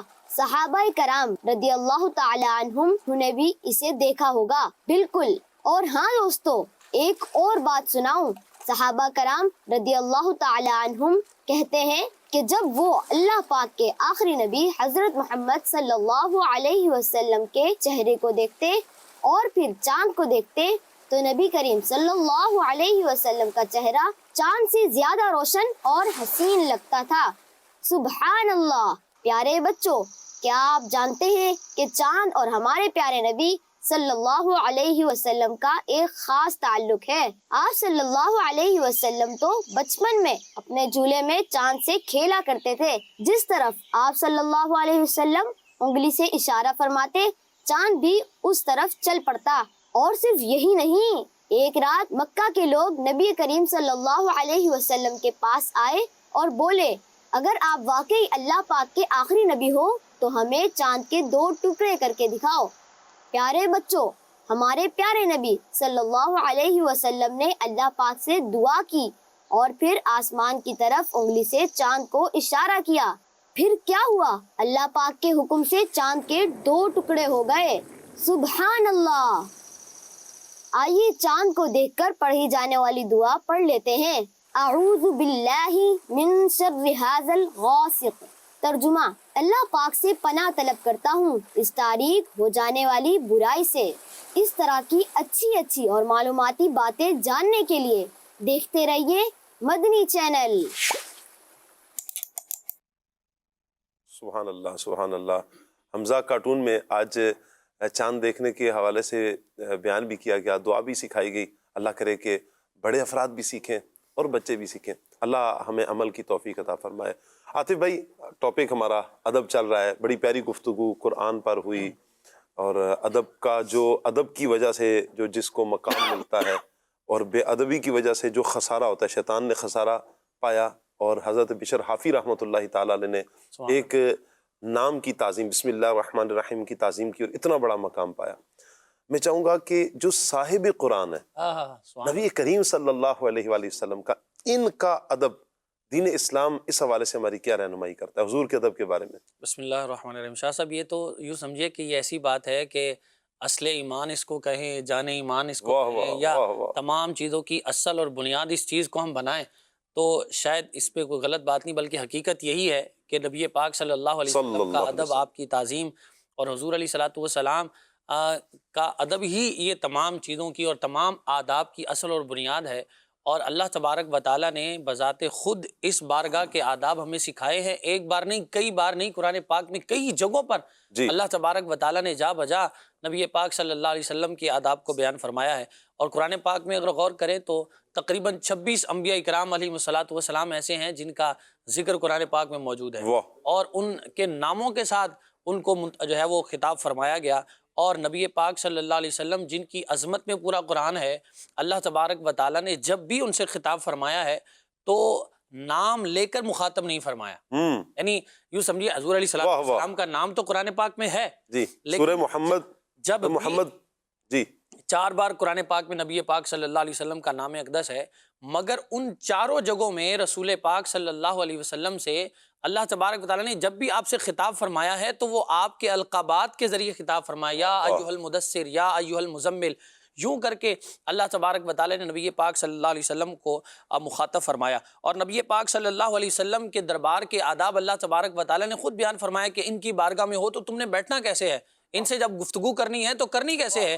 اللہ تبارک و تعالیٰ قرآن پاک میں ارشاد فرماتا ہے، اے ایمان والو، اپنی آوازوں کو اپنے نبی علیہ الصلوۃ والسلام کی آواز سے بلند نہ کرو، یعنی ان کے دربار میں بیٹھے ہو، ان کی بارگاہ میں حاضر ہو تو ان سے سوال کرنا ہے تو اپنی آواز کو ان سے پست رکھو، ان کی بات سننی ہے، اس پر کوئی جواب دینا ہے تو بھی آپ کی آواز ان کی آواز سے بلند نہیں ہونی چاہیے۔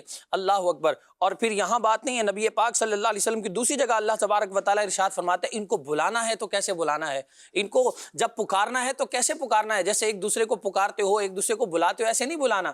اللہ تبارک و تعالیٰ ارشاد فرماتا ہے، وَلَا تَجْعَلُوا دُعَاءَ الرَّسُولِ، کہ نبی پاک صلی اللہ علیہ وسلم پہ فرمایا کہ رسول پاک صلی اللہ علیہ وسلم کے بلانے کو ایسے نہ بلاؤ جیسے کہ تم ایک دوسرے کو آپس میں بلاتے ہو، ٹھیک ہے۔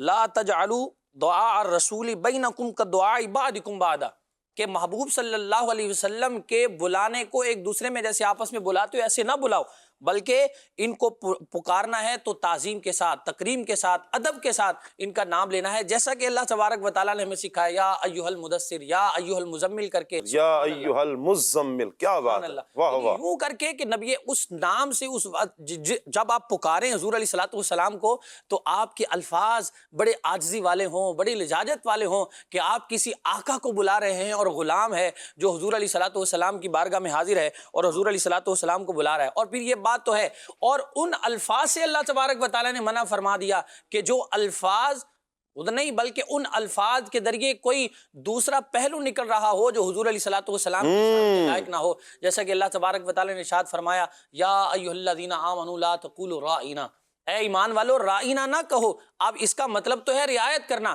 مگر اس کا ایک پہلو جو ہے وہ کفار تھے، نبی پاک علیہ الصلوۃ والسلام سے محبت نہیں کرتے تھے، وہ اس کا مطلب کچھ الٹا کر کے اس لفظ کو جو ہے وہ بگاڑ کر کہتے تھے. تو اللہ تبارک و تعالیٰ نے یہ بھی فرما دیا کہ یہ صحابہ کرام حضور علیہ الصلوۃ والسلام سے عرض کرتے ہیں ہماری رعایت کیجیے یا رسول اللہ، بلکہ فرمایا کہ اس لفظ کو بھی چھوڑ دو کہ اس کے اندر بھی بے ادبی کا اگر پہلو آتا ہے، بلکہ اس کی جگہ کہو انظرنا، اے یا رسول اللہ ہم پر نظر کرم فرمائیے، ہماری طرف توجہ فرمائیے. یہ اللہ تبارک و تعالیٰ نے ہمیں دربار رسالت کے آداب سکھائے. اور پھر اللہ تبارک و تعالیٰ نے نبی پاک صلی اللہ علیہ وسلم کی بارگاہ میں جانے کا ہمیں حکم ارشاد فرمایا. اگر تم سے خطا ہو جائے، غلطی ہو جائے، اپنی جان پر ظلم کر لو تو اللہ سے معافی تو مانگنی ہی ہے، اللہ تبارک و تعالیٰ کی بارگاہ میں رجوع تو کرنا ہی کرنا ہے.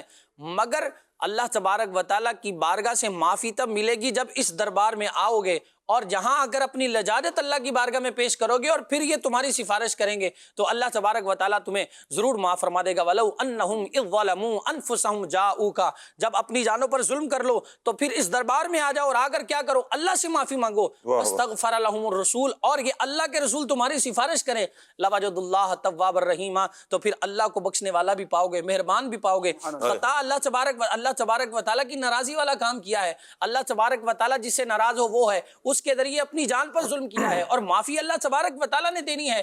مگر فرمایا کہ اس در پہ آؤ اور یہاں اگر اپنی لجاجت پیش کرو، اللہ تبارک و تعالیٰ کی بارگاہ میں تمہاری سفارش کرے تو پھر اللہ تبارک و تعالیٰ تمہیں معاف بھی فرما دے گا. یہ دربار رسالت کے آداب ہیں. اور اعلیٰ حضرت امام اہل سنت فرماتے ہیں بندوں کو حکم ہے کہ نبی کریم صلی اللہ علیہ وسلم کی بارگاہ میں حاضر ہو کر توبہ اور استغفار کریں. اور کیونکہ اللہ تبارک و تعالیٰ، مگر اللہ تبارک و تعالیٰ تو ہر جگہ سنتا ہے، کہیں بھی اللہ تبارک و تعالیٰ سے آپ استغفار کریں گے، توبہ کریں گے، اللہ سے معافی مانگیں گے تو اللہ تبارک و تعالیٰ معاف فرما دے گا. مگر پھر بھی حکم یہی ہے کہ اگر میری طرف توبہ چاہو تو میرے محبوب کے دربار میں آ جاؤ، یہاں اللہ تمہاری جلدی سن لے گا. اللہ تبارک و تعالیٰ تمہاری توبہ کو جلد قبول کر لے گا. کیوں؟ کیونکہ اللہ تبارک و تعالیٰ کے محبوب کے دربار میں آ جانا یہ تمہارے گناہوں کا کفارہ ہے، تمہارے گناہوں کے لیے تلافی ہے کہ جب یہاں آؤ گے اور آ کر ان کے ذریعے میری بارگاہ میں توبہ کرو گے تو میں ضرور تمہاری جو ہے وہ توبہ کو قبول فرما لوں گا. حالانکہ رب کی شان کیا ہے؟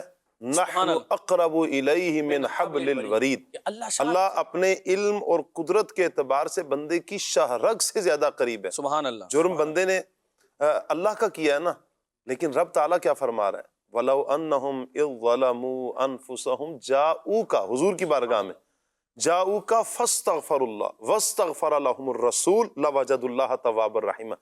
ایک تو یہ ہے کہ یہ ادب کے ساتھ، اچھا جانا کیسے ہے؟ سبحان اللہ. ایک آیت مبارکہ قرآن پاک یوں بھی بیان کرتا ہے حضور کی بارگاہ میں جانے کا ادب یہ بھی ہے کہ پہلے تم کچھ چیز لو، اسے صدقہ کرو، صدقہ کرنے کے بعد نبی کریم صلی اللہ علیہ وآلہ وسلم کی بارگاہ میں حاضر ہو. اس آیت پر حضرت علی رضی اللہ تعالیٰ عنہ نے عمل کیا، گھر گئے، کچھ لیا، صدقہ کیا، اور پھر بہرحال یہ حکم منسوخ ہو گیا کیونکہ غریب اور نادار صحابہ کرام بھی تھے کہ جو یہ نہیں کر سکتے تھے کوئی چیز صدقہ کر سکیں. بہرحال حضرت علی رضی اللہ تعالیٰ عنہ اس میں سبقت لے گئے اور آپ نے صدقہ کیا اور پھر حضور کی بارگاہ میں حاضر ہوئے. سبحان اللہ. آج بھی اگر کوئی اس انداز میں جائے نا حضور کی بارگاہ میں، جب مواجہ شریف پر حاضری ہو رہی ہو، حضور کی بارگاہ میں حضور کے قدموں میں حاضر ہو رہے ہوں، ایک انداز یہ بھی اپنا لیں کہ کبھی کوئی چیز صدقہ کر کے، کچھ مال صدقہ کر کے پھر آپ حضور کی بارگاہ میں جائیں، آپ اس کا لطف دیکھیے گا، کمال کا ہے. اللہ تبارک و تعالیٰ. اچھا یہ تو بات ہے کہ حضور علیہ السلام کے دربار میں بیٹھنا کیسے ہے، حضور علیہ السلام سے گفتگو کیسے کرنی ہے، حضور علیہ السلام کو بلانے کے لیے الفاظ کیسے استعمال کرنے ہیں، وہ بھی ہمیں سکھا دیا. اور جب رسول پاک صلی اللہ علیہ وسلم کے ساتھ تم موجود ہو تو پھر تمہاری کیفیت کیا ہونی چاہیے. اللہ تبارک و تعالیٰ سورہ حجرات کی ابتدا میں فرماتا ہے یا ایھا الذین آمنوا لا تقدموا بین یدی اللہ ورسولہ، اے ایمان والو اللہ اور اس کے رسول سے آگے نہ بڑھو. مفتی احمد یار خان نعیمی رحمۃ اللہ تعالیٰ علیہ اس آیت کے تحت فرماتے ہیں آگے بڑھنے کا مطلب یہ ہے کہ جب رسول پاک صلی اللہ علیہ وسلم کی بارگاہ میں ہو یا رسول پاک صلی اللہ علیہ وسلم کے ساتھ ہو تو کلام میں حضور سے پہل نہ کرو، قدم بڑھانے میں حضور سے پہل نہ کرو. دسترخوان پہ ہو تو حضور علیہ الصلوۃ والسلام سے پہلے جو ہے وہ کھانے کی طرف ہاتھ نہ بڑھاؤ. حضور کچھ فرما رہے ہیں تو بیچ میں جو ہے وہ تم گفتگو نہ کرو. نبی پاک صلی اللہ علیہ وسلم جو بھی معاملہ ہے، جس طرح بھی ہے، کسی بھی کام میں حضور سے آگے بڑھنے یا حضور سے پہل کرنے کی کوشش نہ کرو. یہی دربار رسالت کا ادب ہے. اور پھر نبی پاک علیہ الصلوۃ والسلام کے صحابہ کی اگر ہم بات کرتے ہیں اور رسول پاک صلی اللہ علیہ وسلم کا ادب کیسے کیا کرتے تھے اور ان کا انداز کیا ہوا کرتا تھا, اور حضور علیہ الصلوۃ والسلام سے وہ پہل نہ کیا کرتے تھے. اگر صلح حدیبیہ کو ہم پڑھتے ہیں تو جب نبی پاک صلی اللہ علیہ وسلم نے جو ہے وہ صلح حدیبیہ کا معاہدے کرنے کے لیے حضرت عثمان رضی اللہ تعالیٰ عنہ کو بھیجا, اور حضرت عثمان غنی رضی اللہ تعالیٰ عنہ تو اپنے جو ہے وہ شرف کی وجہ سے, اپنے اعزاز و شرم و حیا کی وجہ سے, اپنے قبیلے کی وجہ سے ویسے ہی جو ہے وہ اہل عرب میں بڑے عزت دار تھے. جب آپ گئے اور جا کر سارا معاملہ بیان کیا کہ میں اس کام کے لیے آیا ہوں, تو انہوں نے کفار مکہ نے کیا کہا, آپ جائیے اور جا کر کعبے کا طواف کیجئے, آپ جو ہے وہ جو کرنا ہے آپ کو کیجئے, ہم آپ کو اجازت دیتے ہیں, مگر آپ کے نبی کو نہیں بھیجیں گے. تو نبی حضرت عثمان غنی رضی اللہ تعالیٰ عنہ کا انداز کیا تھا, فرمایا کہ جب نبی پاک صلی اللہ علیہ وسلم کو تم اجازت نہیں دے رہے ہو تو میں کیسے حضور علیہ الصلوۃ والسلام کے بغیر جو ہے اب وہ کعبے کا طواف کر سکتا ہوں. جب رسول پاک صلی اللہ علیہ وسلم نہیں کر رہے تو میں آگے بڑھ کر ان سے پہلے یہ کام کیسے کر سکتا ہوں. یہ بھی ایک اس آیت کا مصداق تھا. اور پھر جب صلح حدیبیہ کا معاہدہ نبی پاک صلی اللہ علیہ وسلم نے لکھوایا, اور پھر جب نبی پاک صلی اللہ علیہ وسلم نے فرمایا کہ یہ معاہدہ ہے جسے محمد رسول اللہ صلی اللہ علیہ وسلم نے تمہارے ساتھ کیا ہے, تو کفار نے کہا کہ جو بھی ان کا نمائندہ تھا اس نے کہا کہ اگر ہم آپ کو اللہ کا نبی مان لیں تو پھر آپ کی تعظیم کرنا, آپ کی بات ماننا, آپ کے پیچھے چلنا ہم پر لازم ہو جائے گا, لہذا اس لفظ کو مٹا دیا جائے. پھر نبی پاک صلی اللہ علیہ وسلم نے حضرت علی رضی اللہ تعالیٰ عنہ سے فرمایا کہ آپ جو ہے اس لفظ کو مٹا دیجئے اور اس کی جگہ جو ہے وہ محمد بن عبداللہ لکھ دیجئے. تو حضرت علی رضی اللہ تعالیٰ عنہ نے کیا آگے سے عرض کی, یا رسول اللہ صلی اللہ علیہ وسلم, مجھ میں اتنی ہمت نہیں ہے کہ میں آپ کے نام کو اس معاہدے سے ختم کر سکوں, میں آپ کو اللہ کا رسول بھی مانتا ہوں. تو نبی پاک صلی اللہ علیہ وسلم کا ادب ایسا تھا کہ حضور فرمانے کہ آپ یہ کام کیجئے, اور ادب کا تقاضا کیا کر رہے ہیں کہ یا رسول اللہ میں یہ جو ہے وہ اتنی طاقت نہیں ہے کہ میرے جو ہے وہ ہمت نہیں ہے کہ میں آپ کے نام کو یہاں سے جو ہے وہ ختم کر سکوں. پھر نبی پاک علیہ السلام نے خود وہ پیپر لیا اور اپنا نام وہاں سے مٹا کر محمد بن عبداللہ لکھ دیا. تو دربار رسالت صلی اللہ علیہ وسلم کے یہ معاملات ہیں, اور حضور علیہ الصلوۃ والسلام جو بھی معاملہ فرمائیں, اعلیٰ حضرت فرماتے ہیں بخدا خدا کا یہی ہے در نہیں اور کوئی مفر مکر جو وہاں سے ہو یہیں آ کے ہو, یہ جو جہاں نہیں وہ وہاں نہیں ہے, خدا کی مرضی ہے ان کی مرضی, انہی کی مرضی خدا کی مرضی, انہی کی مرضی پہ ہو رہا ہے, مرضی پہ کام ہوگا. تو یہ دربار رسالت کے آداب ہے, نبی پاک صلی اللہ علیہ وسلم کے دربار کے آداب ہیں جو اللہ تبارک و تعالیٰ نے ہمیں سکھائے ہیں, اور اس در کا ادب کریں گے تو اللہ کی بارگاہ میں مقبول ہوں گے, اور اگر اس در کے بے ادب رہے تو خدا تبارک و تعالیٰ کی بارگاہ میں جتنے سجدے کرتے رہیں, جو مرضی کرتے رہے, دنیا جہان کی عبادت کرتے رہے, کوئی عبادت قبول نہیں ہے. اللہ تبارک و تعالیٰ کے لیے جو بھی عمل کریں آپ, مگر اس میں ادب رسول شامل نہ ہو, دل میں تعظیم رسول نہ ہو, تو پھر کوئی عمل کوئی کام کسی فائدے کا نہیں ہے. اگر دربار رسالت کے یا نبی پاک علیہ الصلوۃ والسلام کی ذات اقدس کے آداب دل میں موجود نہیں ہے, یہی اصل ایمان, جان ایمان, اساس ایمان اور تمام معاملات کی اصل ہے کہ نبی پاک صلی اللہ علیہ وسلم کا ادب کیا جائے. بخدا خدا کا یہی ہے در, خدا خدا کا یہی ہے در, نہیں اور کوئی مفر مکر, بخدا خدا کا یہی ہے در, نہیں اور کوئی مفر مکر, جو وہاں سے ہو یہی آ کے ہو, جو وہاں سے ہو یہی آ کے ہو, جو یہاں نہیں وہ وہاں نہیں. صلو علیہ وآلہ, صلو علیہ وآلہ. ایک مختصر سی بات ہے, عاطف بھائی کی بات سے متصل اسے جوڑوں گا کہ بارگاہ رسالت کے آداب ہم نے قرآن عظیم کی روشنی میں سیکھے ہیں. اب یہ رسول کریم علیہ افضل الصلاۃ و تسلیم کی مبارک زندگی کے اندر اور حضور کے ظاہری زندگی کے اندر تو یہ آداب جو ہے وہ یقینی طور پر قرآن حکیم نے بیان فرمائے ہیں, لیکن یہ یاد رکھیں کہ نبی پاک صلی اللہ علیہ وسلم کی بارگاہ کے یہ آداب حضور کے وصال ظاہری کے بعد بھی لازم ہیں.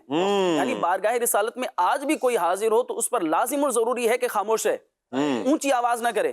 حضور کی بارگاہ میں حاضر ہو, مسجد نبوی میں حاضر ہو, مواضع اقدس پر حاضر ہو تو با ادب رہے, لازم ہے اس پر. اور اونچی آواز نہ کرے بارگاہ رسالت میں. تو ایسا نہیں کہ حضور کے وصال ظاہری کے بعد اب یہ آداب نہیں رہے، بلکہ بارگاہ مصطفیٰ کے، بارگاہ محبوب کے آداب یہ اب بھی لازم ہے. تو ہمیں بھی اگر توفیق ملے مسجد نبوی میں، دیکھیں پیسے خرچ کر کے جو ہے وہ ویزا لگوا کے، ٹکٹ لگوا کے، لاکھوں روپے لگا کر اب وہاں پہنچے اور وہاں لگے ہوئے ہیں سیلفیوں میں. یہ میں بالکل سیلفی کی سرے سے مذمت نہیں کر رہا، لیکن آپ کہاں کھڑے ہیں یہ تو دیکھیں. اب وہاں صرف لائیو کرنے کے لیے آپ بیٹھے ہوئے ہیں. وہاں جو ہے آپ مطلب بارگاہ رسالت کا ادب ہے نا یار، کچھ تو خیال کریں. تو بارگاہ رسالت کا ادب اب بھی ضروری ہے اور لازم ہے. یہاں ایک اور آخری بات یہ بھی عرض کروں گا قبلہ شاہ صاحب، ہم یہاں بھی ہیں تو مجلس حضور کا بھی ادب ہے.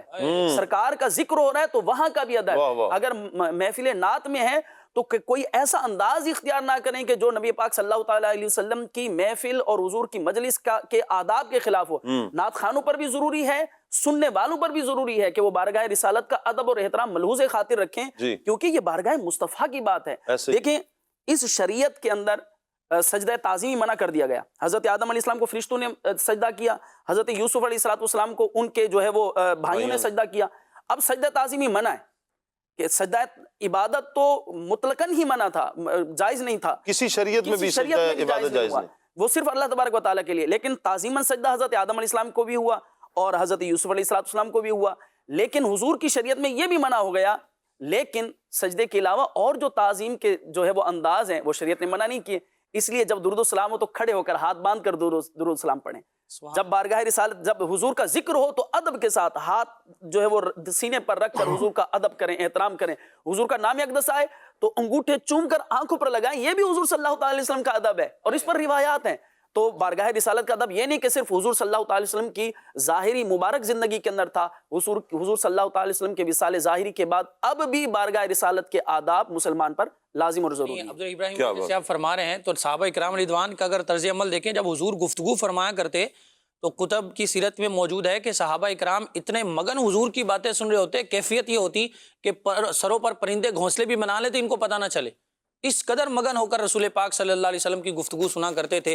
اور آج بھی مثال کے طور پر سمجھایا گیا کہ اگر پرندہ سر پر بیٹھ جائے، چونکہ پرندہ ایسی جگہ آ کر بیٹھتا ہے نا کہ جہاں پر کوئی ہل جل نہ ہو، تو یوں یہ ایک سمجھانے کے لیے، ایسا نہیں ہے کہ پرندے آ کر انہوں نے کسی نے گھونسلہ بنا لیا، یہ ایک صرف سمجھانے کے لیے کہ صحابہ کرام نبی کریم صلی اللہ علیہ وآلہ وسلم کی بارگاہ کا ادب اس انداز میں کیا کرتے، بلکہ توجہ سے سنا کرتے.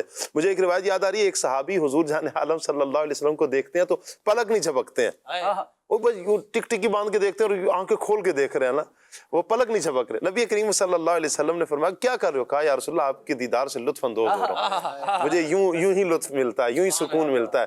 کسی صحابی کا کیا مبارک انداز ہے، کسی صحابی کا کیا مبارک انداز ہے. تو یہ ایک تو عشق کا انداز اور ایک ادب نبی کریم صلی اللہ تعالیٰ علیہ وآلہ وسلم کو. عمر بھائی کچھ شعر سنا رہے ہیں ہمیں. ان صحابہ کی خوشگوار نگاہوں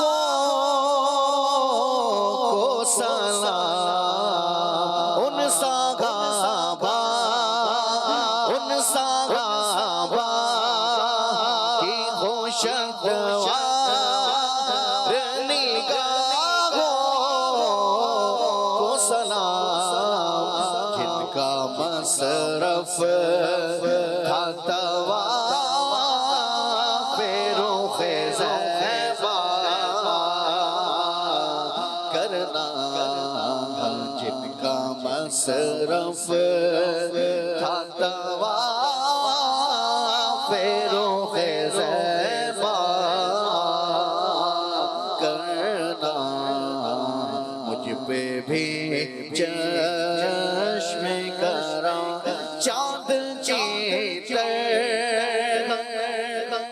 تیرے گرد وہ تاروں کا ہجوم، چاند کی طرح تیرے گرد وہ تاروں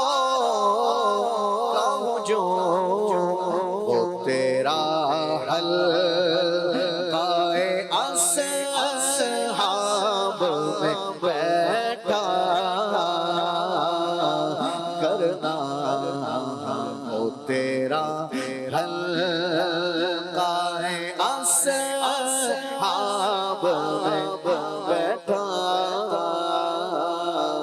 کرنا مجھ پہ بھی چشم کرم. کیا بات ہے، کیا بات ہے. مدنی چینل کے ایک اور بات، جی جی ارشاد فرمائیں. جیسے ابراہیم بھائی نے فرمایا ہے کہ دربار رسالت کے آداب اب بھی ہیں، جی جی جو بیان کیے گئے وہ ان کو آج بھی کرنا ہے. جی. یہ تو دربار رسالت کے، لیکن اس شاخ کا طریقہ یہ ہے کہ نبی پاک صلی اللہ علیہ وسلم کے اس شہر اقدس میں رہنے والے جو ہیں جانور، ان کی بھی تعظیم کے بارے میں اعلیٰ حضرت نے ہمیں سکھایا ہے. خوف ہے سما خراشی سگے طیبہ کا رضا، ورنہ کیا یاد نہیں نالا افغاں ہم کو. ہائے ہائے. کہ مدینے سے جب لوٹتے ہیں تو وہ جو غم والی اور کیفیت ہوتی ہے، اونچی آواز سے ہمیں بھی رونا آتا ہے، مگر کہیں مدینے کے کتوں کی نیند خراب نہ ہو جائے. سما خراشی کہتے ہیں جو ہے وہ کچی نیند اگر ہو یا کوئی ایسی معاملات ہو جس میں سننے میں کسی کو کراہیت لگے، تو فرماتے ہیں کہ ہمیں اس بات کا بھی ڈر ہے، اس لیے ہم مدینے میں اونچی آواز سے روتے بھی نہیں ہیں. تو اس شاخ کا انداز تو یہ ہے. اللہ سب کو اللہ وہ نصیب فرمائے. آمین آمین. کال لیتے ہیں آپ کی مدنی چینل کے ناظرین. حجرہ شاہ مقیم سے ظہیر سیالوی عرض گزار ہوں. سلسلہ کھلے آنکھ صلی اللہ کہتے کہتے ماشاءاللہ بڑا پیارا ہے. قبلہ شاہ صاحب یہ رہنمائی فرمائیے کہ بعض دفعہ ادب کرتے کرتے بندہ خسارے میں چلا جاتا ہے، ایسی صورت میں کیا کرنا چاہیے، اور بے ادبی اور بدتمیزی اس میں کیا فرق ہے، اس حوالے سے بھی کچھ روشنی ڈال دیں. کیا کہیں گے یوسف بھائی؟ ادب خسارے کی طرف لے کے جا سکتا ہے؟ ادب خسارے کی طرف لے جانے سے اب ان کی مراد کیا ہے جی تو وہ اس کا کوئی پہلو نکالنے کی کوشش کرتے ہیں. اصل میں جیسے ہم کہہ رہے ہیں نا، استاذ کا ادب، رشتہ دار والدین کا ادب، بڑوں کا ادب، تو مجھے لگ رہا ہے کہ وہ سائل یہ کہنا چاہ رہے ہیں کہ بھائی آپ بعض اوقات ایک بڑا ہے بندہ جی. اور آپ اس کی تعظیم کیے چلے جا رہے ہیں، کیے چلے جا رہے ہیں، کیے چلے جا رہے ہیں، اور آپ کو جیب میں گھما رہا ہے. وہ کہتا ہے کہ بس ٹھیک ہے، وہ غلاموں جیسی آپ کے ساتھ جو ہے وہ سلوک کرنا شروع کر دیتا ہے. آپ عاجزی کرتے جائیں اور وہ بڑھتا چلا جائے، اس کے اندر خود پسندی آتی چلی جائے. تو اس طرح کی کوئی صورت کا شاید وہ کر رہے ہیں. لیکن بہرحال ہمیں جو حکم ہے وہ ادب کرنے کا ہے. جی. ہمیں یہ دیکھنا ہے کہ ہم جو ہے وہ حکم شریعت پر عمل کر رہے ہیں نہیں کر رہے ہیں. ہمیں ادب کرنے کا حکم ہے. سامنے والے کی کیفیت وہ آپ کے ساتھ اگر آپ کو اسی ادب کا انداز، ادب کے انداز پر ہی رپلائی نہیں کر رہا ہے تو وہ اس کا اپنا فعل ہے. لیکن ہمارا کام ادب کرنا ہے. معظمات دینیہ ہو، انبیاء کرام ہو. کیسے ادب کریں گے یوسف بھائی؟ جیسے آپ فرما رہے ہیں کسی کا ہم ادب کریں گے، تو ادب مطلب کیا کریں گے؟ ہم بات مانیں گے یا ہاتھ باندھ کے غلام باندھ کے کھڑے ہوں گے؟ کریں گے کیا؟ بہت خوبصورت بات ہے. دیکھیں بات یہ ہے اصل میں شاہ صاحب ادب یہ دل کی کیفیت کا نام ہے. صحیح. آپ کے دل میں انتہائی جو ہے وہ کسی کے لیے عزت اور احترام ہو تو اس کو ادب کہتے ہیں، ایک دل کی کیفیت. جی. اور اس کا اظہار آپ کے ظاہری اعضاء سے بھی ہونا چاہیے. جی. مثال کے طور پر ایک چھوٹی سی مثال دیتا ہوں ادب کا انداز. جی. بخاری شریف کی حدیث پاک ہے، جبریل امین سرکار کی بارگاہ میں حاضر ہوتے ہیں. حضرت فاروق اعظم رضی اللہ تعالیٰ عنہ فرماتے ہیں کہ ہم نبی کریم علیہ الصلوۃ والسلام کی بارگاہ میں حاضر تھے. اطلع علینا رجل شدید بیاض الثیاب شدید سواد الشعر. فرماتے ہیں کہ انتہائی کالے بال، انتہائی سفید لباس پہنے ہوئے ایک شخص ہمارے پاس آیا. کیا بات ہے. آقا علیہ الصلوۃ والسلام کی بارگاہ میں حاضر ہو گیا اور اس نے جا کر حضور کی بارگاہ میں وہ جو ہے دو زانو ہو کر بیٹھ گئے، جیسے ہم نماز میں اتحیات میں جیسے نماز میں اتحیات. سرکار کی بارگاہ میں جا کر بیٹھے، پھر ایمان کے بارے میں، اسلام کے بارے میں، احسان کے بارے میں انہوں نے سوالات پوچھے. آقا علیہ الصلوۃ والسلام نے جوابات دیے. قیامت کے بارے میں پوچھا، سرکار اس کی علامات سرکار علیہ الصلوۃ والسلام نے ان کو ارشاد فرما دی. اس کے بعد جب وہ چلے گئے نا تو سرکار نے صحابہ کرام سے پوچھا کیا تم جانتے تھے کون تھے؟ تو صحابہ کرام کا جو انداز تھا انہوں نے کہا اللہ و رسولہ عالم. انہوں نے کہا کہ اللہ اس کا رسول بہتر جانتے. سرکار نے فرمایا انہ جبریل اتاکم یعلمکم دینکم، تمہیں تمہارا دین سکھانے کے لیے آئے تھے. اتنی ساری باتیں ہو گئی. یہاں پر شارحین فرماتے کہ ان کا جو انداز سرکار کی بارگاہ میں بیٹھنے کا تھا نا، یہ ادب سکھانے کے لیے بھی آئے تھے کہ بارگاہ رسالت کا انداز یہ ہے کہ تمہیں بالکل با ادب ہو کر ان کی بارگاہ میں حاضر ہونا ہے. تو اگر آپ جو ہے کسی بزرگ کے پاس موجود ہیں، اپنے ہاتھوں کو باندھ لیں، اپنی نگاہوں کو جھکا لیں اور ان کے سامنے کوئی ایسا انداز اختیار نہ کریں جو کہ عام مجلسوں میں آپ کیا کرتے ہیں. ان کی آواز سے اپنی آواز کو بلند مت کریں، ان کی بات کو نہ کاٹیں، بلکہ بولنے کے مقابلے میں سننے کو ترجیح دیں. ان کی زیارت کر کے ان کی فضیلتیں، ان کی جو ہے برکات حاصل کرنے کی کوشش کریں. اور اسی بات کو سمجھنے کے لیے ایک چھوٹا سا واقعہ. جی. حضور بغداد کے اندر ایک بزرگ تھے جن کا نام تھا شیخ یوسف ہمدانی. تو ان کو اللہ پاک نے یہ مقام دیا تھا, وہ بیٹھے بیٹھے غائب ہو جاتے تھے, کرامت تھی ان کی. اور اگر نہیں ہوتے تھے تو اچانک وہ تشریف لے آتے تھے, تو ان کی کرامت تھی. مدرسے کے اندر 3 طلبہ پڑھا کرتے تھے, تو وہ 3 طلبہ نے آپس میں ڈیسائیڈ کیا کہ ہم بزرگ سے ملاقات کر کے آتے. ایک نے کہا کہ بھائی میں تو ان سے ایسا سوال پوچھوں گا نا اس کا جواب ہی نہیں دے سکیں گے. دوسرے نے کہا کہ میں سوال پوچھتا ہوں دیکھتا ہوں کیا جواب دیتے ہیں.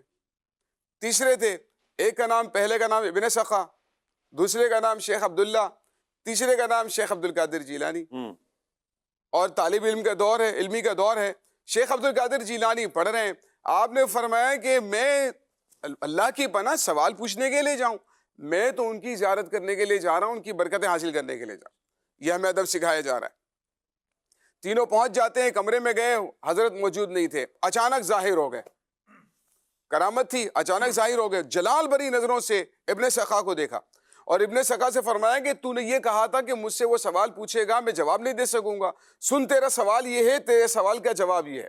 پھر فرمایا کہ یہ بے ادبی اور ادب کا ایک جو ہے ہمارے سامنے رزلٹ اور نتیجہ اور انداز آ رہا ہے سارا کا سارا. تو آپ نے فرمایا کہ میں تجھے کفر کی آگ میں بھڑکتا ہوا دیکھ رہا ہوں. اللہ اکبر.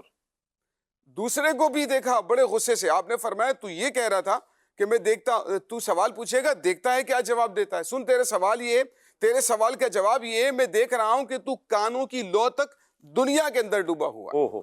پھر غوث پاک رحمت اللہ تعالی علیہ شیخ عبد القادر جیلانی بڑے محبت سے دیکھا, آپ نے بڑے پیار سے دیکھا, اور آپ نے بڑے محبت اور پیار سے شفقت سے فرمایا کہ تو نے یہ کہا تھا کہ تو میری برکت حاصل کرنے کے لیے اور میری زیارت سے شرف حاصل کرنے کے لیے آیا ہے.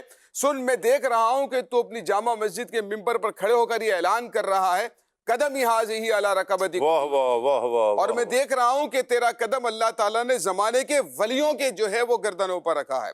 تو یہ واقعہ ہو گیا. اس کے بعد شیخ عبداللہ کہتے ہیں وہاں سے آگے واپس میں نے دیکھا ابن سخا بڑے بڑے مناظرے کرتا تھا, لیکن ایک بار ایسا ہوا کسی کافرہ عورت کے عشق میں مبتلا ہو کر کافر ہو گیا, معاذ اللہ مرتد ہو گیا, اور ان بزرگ کی بات بالکل ٹھیک ٹھہری. کہتے ہیں کہ اس کے بعد میں دنیا میرے پاس اتنی آئی کہ مجھے نماز پڑھنے کا بھی وقت نہیں ملتا تھا. اور پھر میں نے اپنی گناہگار آنکھوں سے دیکھا کہ حضور غوث پاک کو اللہ نے وہ مقام عطا فرمایا. آپ اپنی جامع مسجد کے ممبر پر کھڑے ہو کر اعلان فرما رہے ہیں, قدمی حاذی علی رکبتی کلی ولی اللہ, میرا یہ قدم تمام ولیوں کی گردنوں پر ہے. تو دیکھیں یہ ادب اور بے ادبی کا جو انداز ہے یہ ہمارے سامنے ہے. قدم گردن اولیاء پر ہے تیرا, قدم گردن اولیاء پر ہے تیرا, قدم گردن اولیاء پر ہے تیرا, تو ہے رب کا ایسا ولی غوث اعظم شیء اللہ یا قادر یا ساکن بغداد یا شیخ الجیلانی. اچھا, یہاں ایک اور بات کی گئی تھی کہ بدتمیزی اور بے ادبی میں کیا فرق ہے. معمولی سا ایک باریک سا فرق ہے. بدتمیزی زبان لہجہ اس کی سختی سے ہو سکتی ہے, کسی کو معاذ اللہ گالی دینا, طنز کرنا, یہ بدتمیزی میں آ جائے گا. اور بے ادبی ادب کی کمی کا نام ہے. کیسے, مثال کے طور پر والدین کے سامنے, اپنے استاد کے سامنے ٹانگوں کو پھیلا کر بیٹھ جانا, پیٹھ کر لینا, تو یہ کیا ہے, بے ادبی. دونوں ہی بری صفات ہیں, اچھی کوئی نہیں ہے, لیکن دونوں ہی میں معمولی سا فرق ہے. ایک میں لفظوں کا, الفاظ کی سختی ہے, گالم گلوچ ہے, برا کہنا ہے, طنز کرنا ہے, اور دوسری میں عمل کر کے, زبان کے ساتھ بھی ہو سکتی ہے لیکن عمل کے ذریعے بھی ہو سکتی ہے بے ادبی. اللہ عافیت فرمائے. مزید کچھ کالز ہیں, کال لیتے ہیں. انتظار حسین نقشبندی اطاری حافظ آباد سے بات کر رہا ہوں. ماشاءاللہ سلسلہ کھلے آنکھ صلی اللہ کہتے ہوئے بہت پیارا ہے. ہم سب گھر والے مل کر دیکھتے ہیں, اور آج کا موضوع ہے ادب. ماشاءاللہ عمر بھائی کی آمد مرحبا. ایک پنجابی کا شعر ہے, اس کی فرمائش بھی ہے. میاں محمد بخش رحمت اللہ تعالی علیہ آپ فرماتے ہیں, بے اتباع مقصود نہ حاصل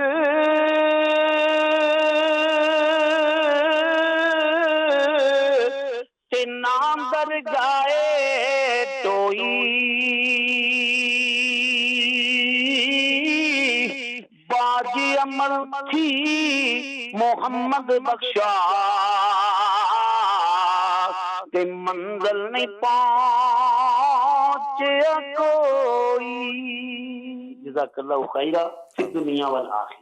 آمین آمین آمین. اللہ آپ کو برکتیں عطا فرمائے.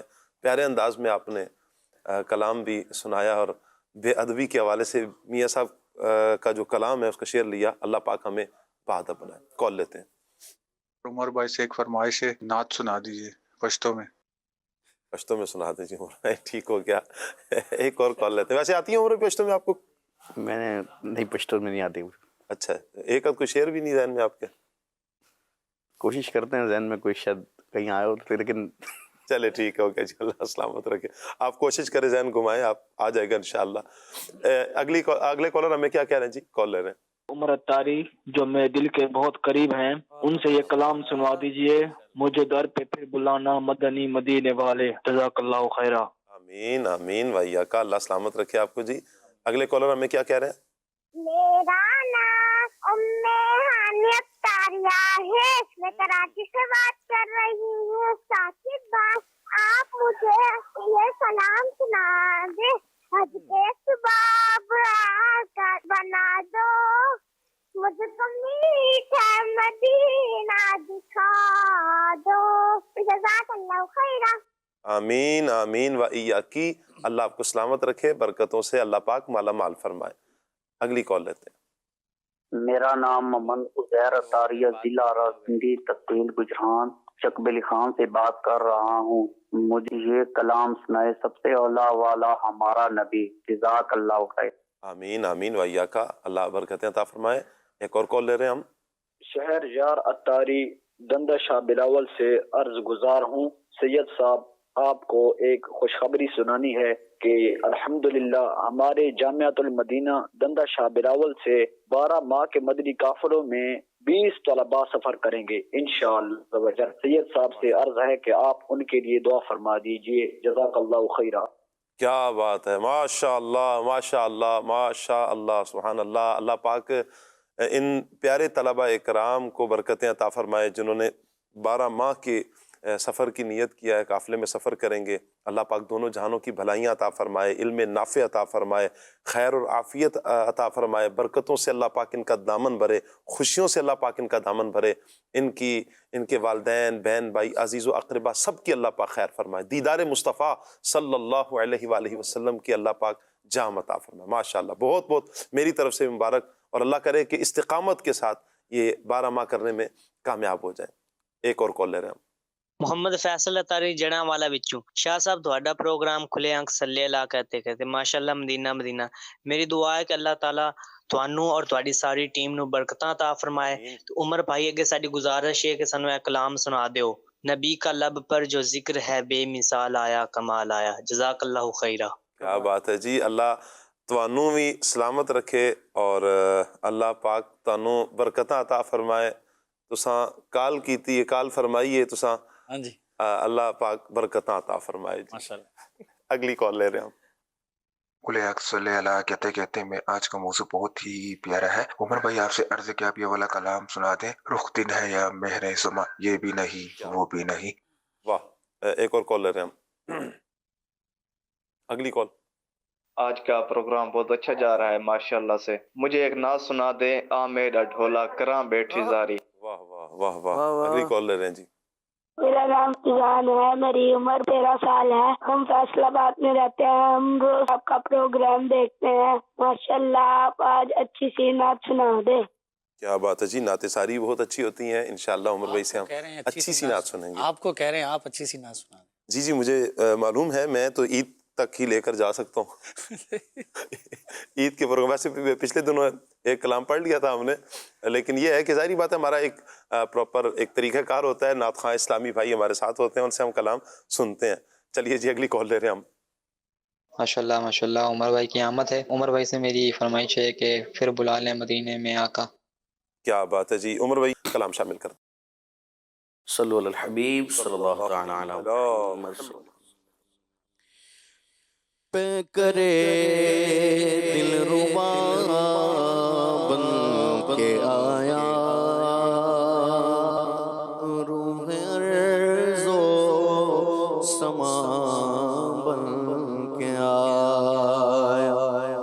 سب رسول خدا بن کے آئے،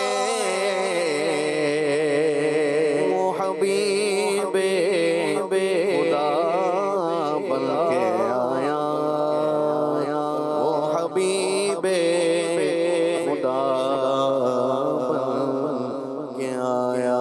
نبی کا لب پر جو ذکر ہے بے مثال آیا، کمال آیا۔ نبی کا لب پر جو ذکر ہے بے مثال آیا، کمال آیا۔ نبی کا لب پر جو ذکر ہے بے مثال آیا، کمال آیا۔ جو ہجر طیبہ میں یاد بن کر خیال آیا، کمال آیا۔ جو ہجر طیبہ میں یاد بن کر خیال آیا، کمال آیا۔ تیری دعاؤں ہی کی بدولت عذاب رب سے بچے ہوئے ہیں، تیری دعاؤں ہی کی بدولت عذاب رب سے بچے ہوئے ہیں۔ جو حق میں امت کے تیرے لب پر سوال آیا، کمال آیا۔ نبی کا لب پر جو ذکر ہے بے مثال آیا، کمال آیا۔ بے طلب بھیک یہاں ملتی ہے، آتے جاتے بے طلب بھیک، بے طلب بھیک یہاں ملتی ہے، آتے جاتے وہ روزہ ہے، وہ روزہ ہے جہاں دل نہیں توڑے جاتے، وہ روزہ ہے، وہ روزہ ہے، وہ روزہ ہے جہاں دل نہیں توڑے جاتے، بے طلب بھی یہ ہے آقا کی عنایت، وہ کرم کرتے ہیں، یہ ہے آقا کی عنایت، وہ کرم کرتے ہیں، ورنہ ہم جیسے کہاں در پہ بلائے جاتے، ورنہ ہم جیسے کہاں در پہ بلائے جاتے، یہ وہ روزہ ہے۔ الف اللہ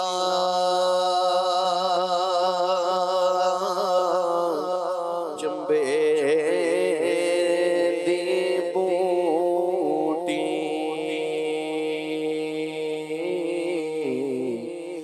میرے من وچ مرشد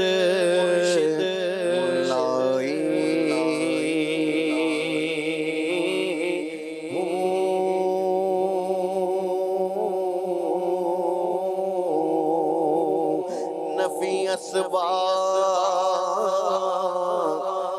पानी मिले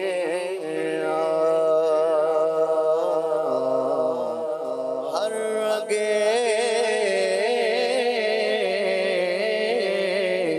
हर जाई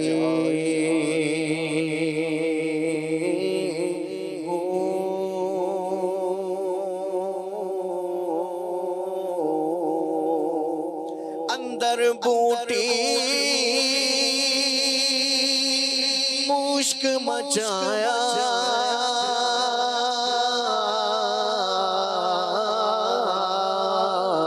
ते जान फुलड़ते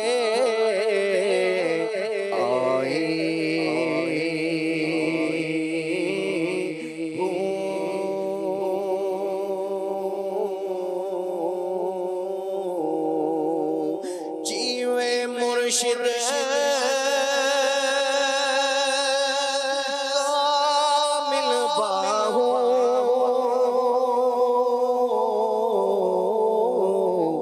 जीवे मुर्शिद कामिल बाहू जीवे मुर्शिद कामिल बाहू जीवे मुर्शिद कामिल बाहू तुझे बूटी लाई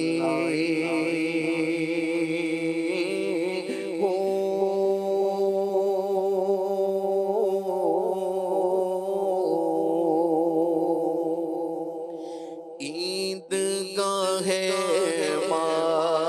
गरीबा हुए तो ईद गाहे गरीबा हुए तो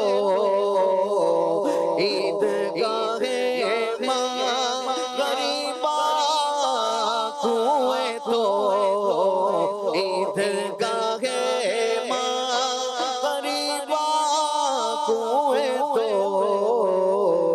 ई बसाते ईद दीदल रुए तो ई बसाते ईद दीदल रुए तो 7,000 ईद कुर्बानत को नवा 7,000 ईद कुर्बानत को नम आगे 7,000 ईद 7,000 ईद कुर्बानत को नवा ए हिलाले माफ में अब रुए तो ए हिलाले माँ ए हिलाले माँ ए हिलाले माफ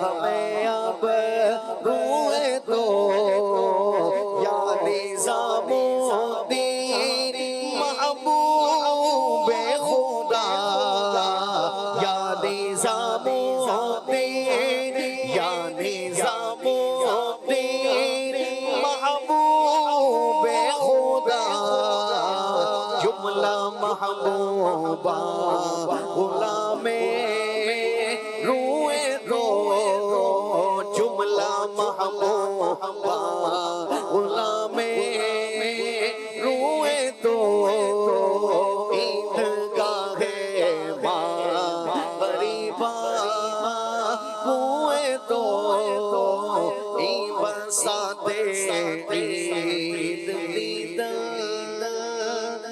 रुए तो अल्लाह पाक से दुआ है अल्लाह पाक ये सिलसिला आज का प्रोग्राम अपनी बारगाह में कबूल फरमाए आमीन बिजाहि खातमिन नबिय्यीन सल्लल्लाहु अलैहि वसल्लम सुब्हानकल्लाहुम्मा व बिहम्दिका अशहदु अल्ला इलाहा इल्ला अंता अस्तगफिरुका व अतूबु इलैक सलातु वस्सलाम या नबी सलाम अलैका या रसूल सलाम अलैका या हबीब सलाम अलैका या हबीब सलाम अलैका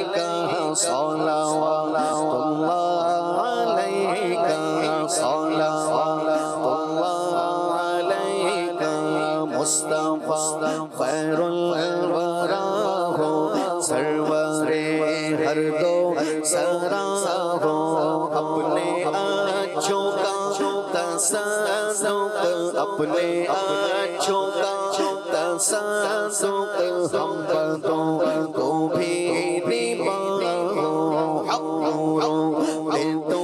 پہ بھیجے تم مدام اس کو سرارو کیوں رضا مشکل سے ڈریے کیوں رضا مشکل سے ڈریے جب نبی مشکل کشا ہو یا نبی سلام علیکہ یا رسول سلام علیکہ یا حبیب سلام علیکہ صلوات اللہ علیکہ صلوات اللہ علیکہ کھلے آنکھ صلی علی کہتے